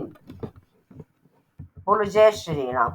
मेरा जीवन और जन्म सफल हो गया, आपकी कृपा से सब संदेह चला गया। मुझे सदा अपना दास ही जानिए गा, शिव जी कहते हैं। हे उमा पक्षीराज, गुरु जी बार बार ऐसा कह रहे हैं।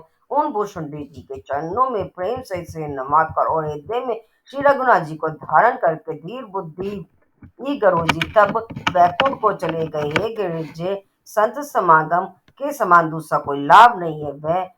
वह संत समागम श्री हरि की कृपा के बिना नहीं हो सकता। ऐसा वेद और पुराण गाते हैं। मैंने ये परम पवित्र इतिहास का, जिसे कानों से सुनते ही भवपाश संसार के बंधन छूट जाते हैं और शरणागतों को और उनके इच्छा अनुसार फल देने वाले कल्प वृक्ष तथा दया के समय श्री राम जी के चरणों में प्रेम उत्पन्न होता है। जो कान और मन लगाकर इस कथा को सुनते हैं, उनके ये मन वचन और कर्म शरीर से उत्पन्न सब पाप नष्ट हो जाते हैं तथा तीर्थ यात्रा आदि बहुत से साधन, योग, वैराग्य और ज्ञान में निपुणता, अनेकों प्रकार के कर्म, धर्म, व्रत और दान, अनेकों संयम, दम, जप, तप और यज्ञ, प्राणियों पर दया, ब्राह्मण और गुरु की सेवा, अ, विद्या, विनय और विवेक की बड़ाई आदि कि जहाँ तक वेदों ने साधन बताए हैं, हे भवानी, उन सब का फल श्री हरि की भक्ति ही है। किंतु श्रुतियों में गाई हुई वह श्री रघुनाथ जी की भक्ति श्री राम जी की कृपा से किसी एक विरले ने ही पाई है। किंतु जो मनुष्य विश्वास मानकर यह कथा निरंतर सुनते हैं, वे बिना ही परिश्रम उस मुनि दुर्लभ हरि भक्ति को प्राप्त कर लेते हैं। जिसका मन श्री राम जी के चरणों में अनुरुक्त है, वही सर्वज्ञ, सब कुछ जानने वाला है, वही गुणी है, वही ज्ञानी है, वही पृथ्वी का भूषण, पंडित और दानी है, वही धर्मपरायण और वही कुल का रक्षक है। जो जल छल छोड़कर श्री रघुनाथ जी को का भजन करता है, वह नीति में निपुण है, वही परम बुद्धिमान है, उसी ने वेदों के सिद्धांत को भली भांति जाना है, वही कवि, वही विद्वान तथा वही रणधीर है। वह देश धन्य है जहाँ श्री गंगा जी हैं, वह स्त्री धन्य है जहाँ जो पतिव्रत धर्म का पालन करती है, वह राज्य धन्य है जो न्याय करता है, वह ब्राह्मण धन्य है जो अपने धर्म से नहीं डिगता, वह धन धन्य है जिसकी पहली गति होती है, जो दान देने में व्यक्त होता है, वही बुद्धि धन्य और परिपक्व है जो पुण्य में लगी हुई है, वही घड़ी धन्य है जब सत्संग हो, और वही जन्म धन्य है जिसमें ब्राह्मण की अखंड भक्ति हो। धन की तीन गतियां होती हैं, दान, भोग और नाश।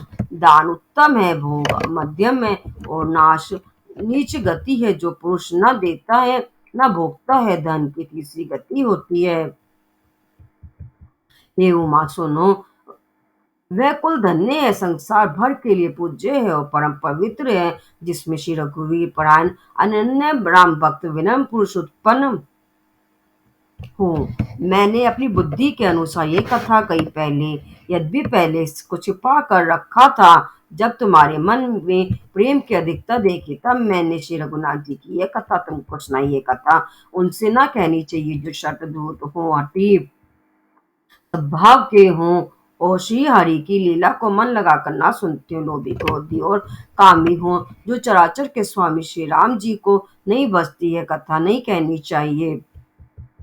ब्राह्मणों के द्रोही को यदि यह देवराज इंद्र के समान ऐश्वर्यवान राजा भी हो, तब भी यह कथा कभी न सुनानी चाहिए। श्री राम जी की कथा के अधिकारी वे ही है जिसको सत्संग की अत्यंत प्रिय हो, जिनकी गुरु के चरणों में प्रीति है, जो नीति परायण और ब्राह्मणों के सेवक हैं, वे ही इसके अधिकारी हैं। और उसको तो यह कथा बहुत ही सुख देने वाली है, जिसको श्री रघुनाथ जी प्राणों के समान प्यारे हैं। श्री राम जी के चरणों में प्रेम चाहता हो या मोक्ष पद चाहता हो, वह इस कथा रूपी अमृत को प्रेम पूर्वक अपने कान रूपी दान देने से पिए।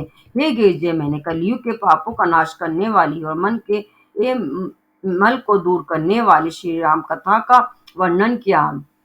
यह राम कथा सुसंगति जन्म मन रूपी रोग के नाश के लिए संजीवनी जरी है। वेद और पुराण विद्वान पुरुष ऐसा कहते हैं। इसमें 7 सुंदर सीढ़ियां हैं जो श्री रघुनाथ जी की भक्ति को प्राप्त करने के मार्ग है। जिस पर श्री हरि की कृपा अत्यंत कृपा होती है, वही इस मार्ग पर पैर रखता है। बोलो जय श्री राम।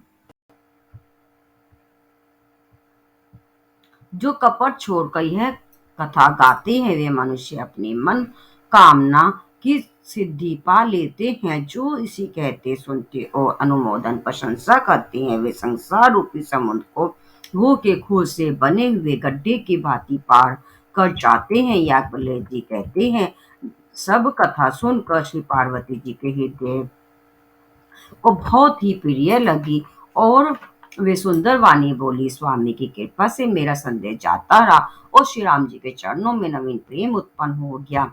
हे विश्वनाथ, आपकी कृपा से अब मैं कृतार्थ हो गई, मुझ में दृढ़ राम भक्ति उत्पन्न हो गई और मेरे संपूर्ण क्लेश बीत गए, नष्ट हो गए। शंभु उमा का यह कल्याणकारी संवाद सुख उत्पन्न करने वाला और शोक का नाश करने वाला है, जन्म मरण का अंत करने वाला, संदेह का नाश करने वाला और भक्तों को आनंद देने वाला और संत पुरुषों को प्रिय है। जगत में जो जितने भी रामोपासक हैं, उनको तो इस राम कथा के समान कुछ भी प्रिय नहीं है।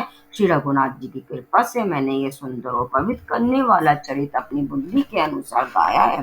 तुलसीदास जी कहते हैं कि इस कली काल में योग, यज्ञ, तप, जप, तप, व्रत और पूजन आदि कोई दूसरा साधन नहीं है, बस श्री राम जी का ही स्मरण करना चाहिए। श्री राम जी का ही गुण गाना और निरंतर श्री राम जी के ही गुण समूह को सुनना चाहिए। पत्ती तो का को पवित्र करना जिनका महान प्रसिद्ध बाना है, ऐसा कभी वेद, संत और पुराण गाते हैं। रे मन कुटिलता त्याग कर उन्हीं को भज, श्री राम जी को भजने से किसी ने परम गति नहीं पाई। अरे मूर्ख मन, सुन, पतित को भी पावन करने वाले श्री राम जी को भज कर किसने परम गति नहीं पाई। गनी का, अजामिल, व्याध, गिद्ध, गज आदि बहुत सी दुष्टों को उन्होंने ताड़ दिया। आदि, यवन, किरात, खस, क्षिपच, चंडाल आदि जो अत्यंत पाप रूप ही हैं, वे भी केवल एक बार जिनका नाम लेकर पवित्र हो जाते हैं। उन श्री राम जी को मैं नमस्कार करता हूँ। जो मनुष्य रघुवंश के भूषण श्री राम जी का ये चरित्र कहते हैं, सुनते हैं और गाते हैं, वे कलयुग के पाप और मन के मल को धोकर बिना ही परिश्रम श्री राम जी के परम धाम को चले जाते हैं। अधिक क्या, जो मनुष्य 5-7 चौपाई को ही भी निरंतर मनोहर जानकर अथवा रामायण की चौपाइयों को श्रेष्ठ पंच कर्तव्य या कर्तव्य का सच्चा निर्णायक जानकर उनको हृदय में धारण कर लेता है, उसके भी 5 प्रकार की अविद्या से उत्पन्न विकारों को श्री राम ध्यान कर लेते हैं। अर्थात सारे रामचरित की तो बात ही क्या है, जो उस 5-7 चौपाइयों को भी समझकर उनका अर्थ हृदय में धारण कर लेते हैं, उनके भी अविद्या जनित सारे क्लेश श्री रामचंद्र जी हर लेते हैं। परम सुंदर, सुजान और कृपा निदान तथा जो अनाथों को प्रेम करते हैं, ऐसे एक श्री रामचंद्र जी ही हैं। इनके समान निष्काम, निस्वार्थ, हित करने वाला, सुहृद और मोक्ष देने वाला दूसरा कौन है। जिनकी लेश मत कृपा से मन बुद्धि तुलसीदास जी ने भी परम शांति प्राप्त कर ली, उन श्री रामचंद्र जी के समान प्रभु कहीं भी नहीं है। हे श्री रघुवीर, मेरे समान कोई दीन नहीं है और आपके समान कोई दीनों का हित करने वाला नहीं है। ऐसा विचार करे रघुवंश मणि, मेरे जन्म मरण के भयानक दुख का हरण कर लीजिए। जैसे कामी को स्त्री प्रिय लगती है और लोभी को जैसे धन प्यारा लगता है, वैसे ही हे रघु जी, हे राम जी, अपने अंतर मुझे प्रिय लगेंगे लगिए। श्रेष्ठ कवि भगवान श्री शंकर जी ने पहले जिस सुगम मानस रामायण की श्री राम जी के चरण कमलों में नित्य निरंतर अनन्य भक्ति प्राप्त होने के लिए रचना की थी, उस मानस रामायण को श्री रघुनाथ जी के नाम में निरत मानकर अपने अंतःकरण के अंधकार को मिटाने के लिए तुलसीदास ने इस मानस के रूप में भाषा व्रत किया। यह श्री रामचरितमानस पुण्य रूप पापों का हरण करने वाला, सदा कल्याणकारी, विज्ञान और भक्ति को देने वाला, माया मोह और मल का नाश करने वाला, परम निर्मल प्रेम रूपी जल से परिपूर्ण तथा मंगलमय है। जो मनुष्य भक्ति पूर्वक इस मानसरोवर से गोता लगाते हैं, वे संसार रूपी सूर्य की अति प्रचंड किरणों से नहीं जलते। मासा पढ़ाएं तीसरा विश्राम, नव पढ़ाएं नवा विश्राम। ये थी श्री रामचरितमानस कलयुग के समस्त पापों का नाश करने वाले श्री रामचरितमानस का ये 7वां समाप्त हुआ, उत्तरकांड समाप्त। आप सुन रहे थे इतने दिनों से श्री रामचरितमानस हिंदी में। भगवान श्री रामचंद्र जी और माता सीता, भोलेनाथ, शिव शंकर, हनुमान जी सब आपकी सभी मनोकामनाओं को पूर्ण करें। जो इस रामचरितमानस को नित्य प्रतिदिन सुनेगा, उसकी श्री राम जी हर इच्छा, हर मनोकामना पूर्ण करेंगे। बोलो जय श्री राम, जय सीताराम।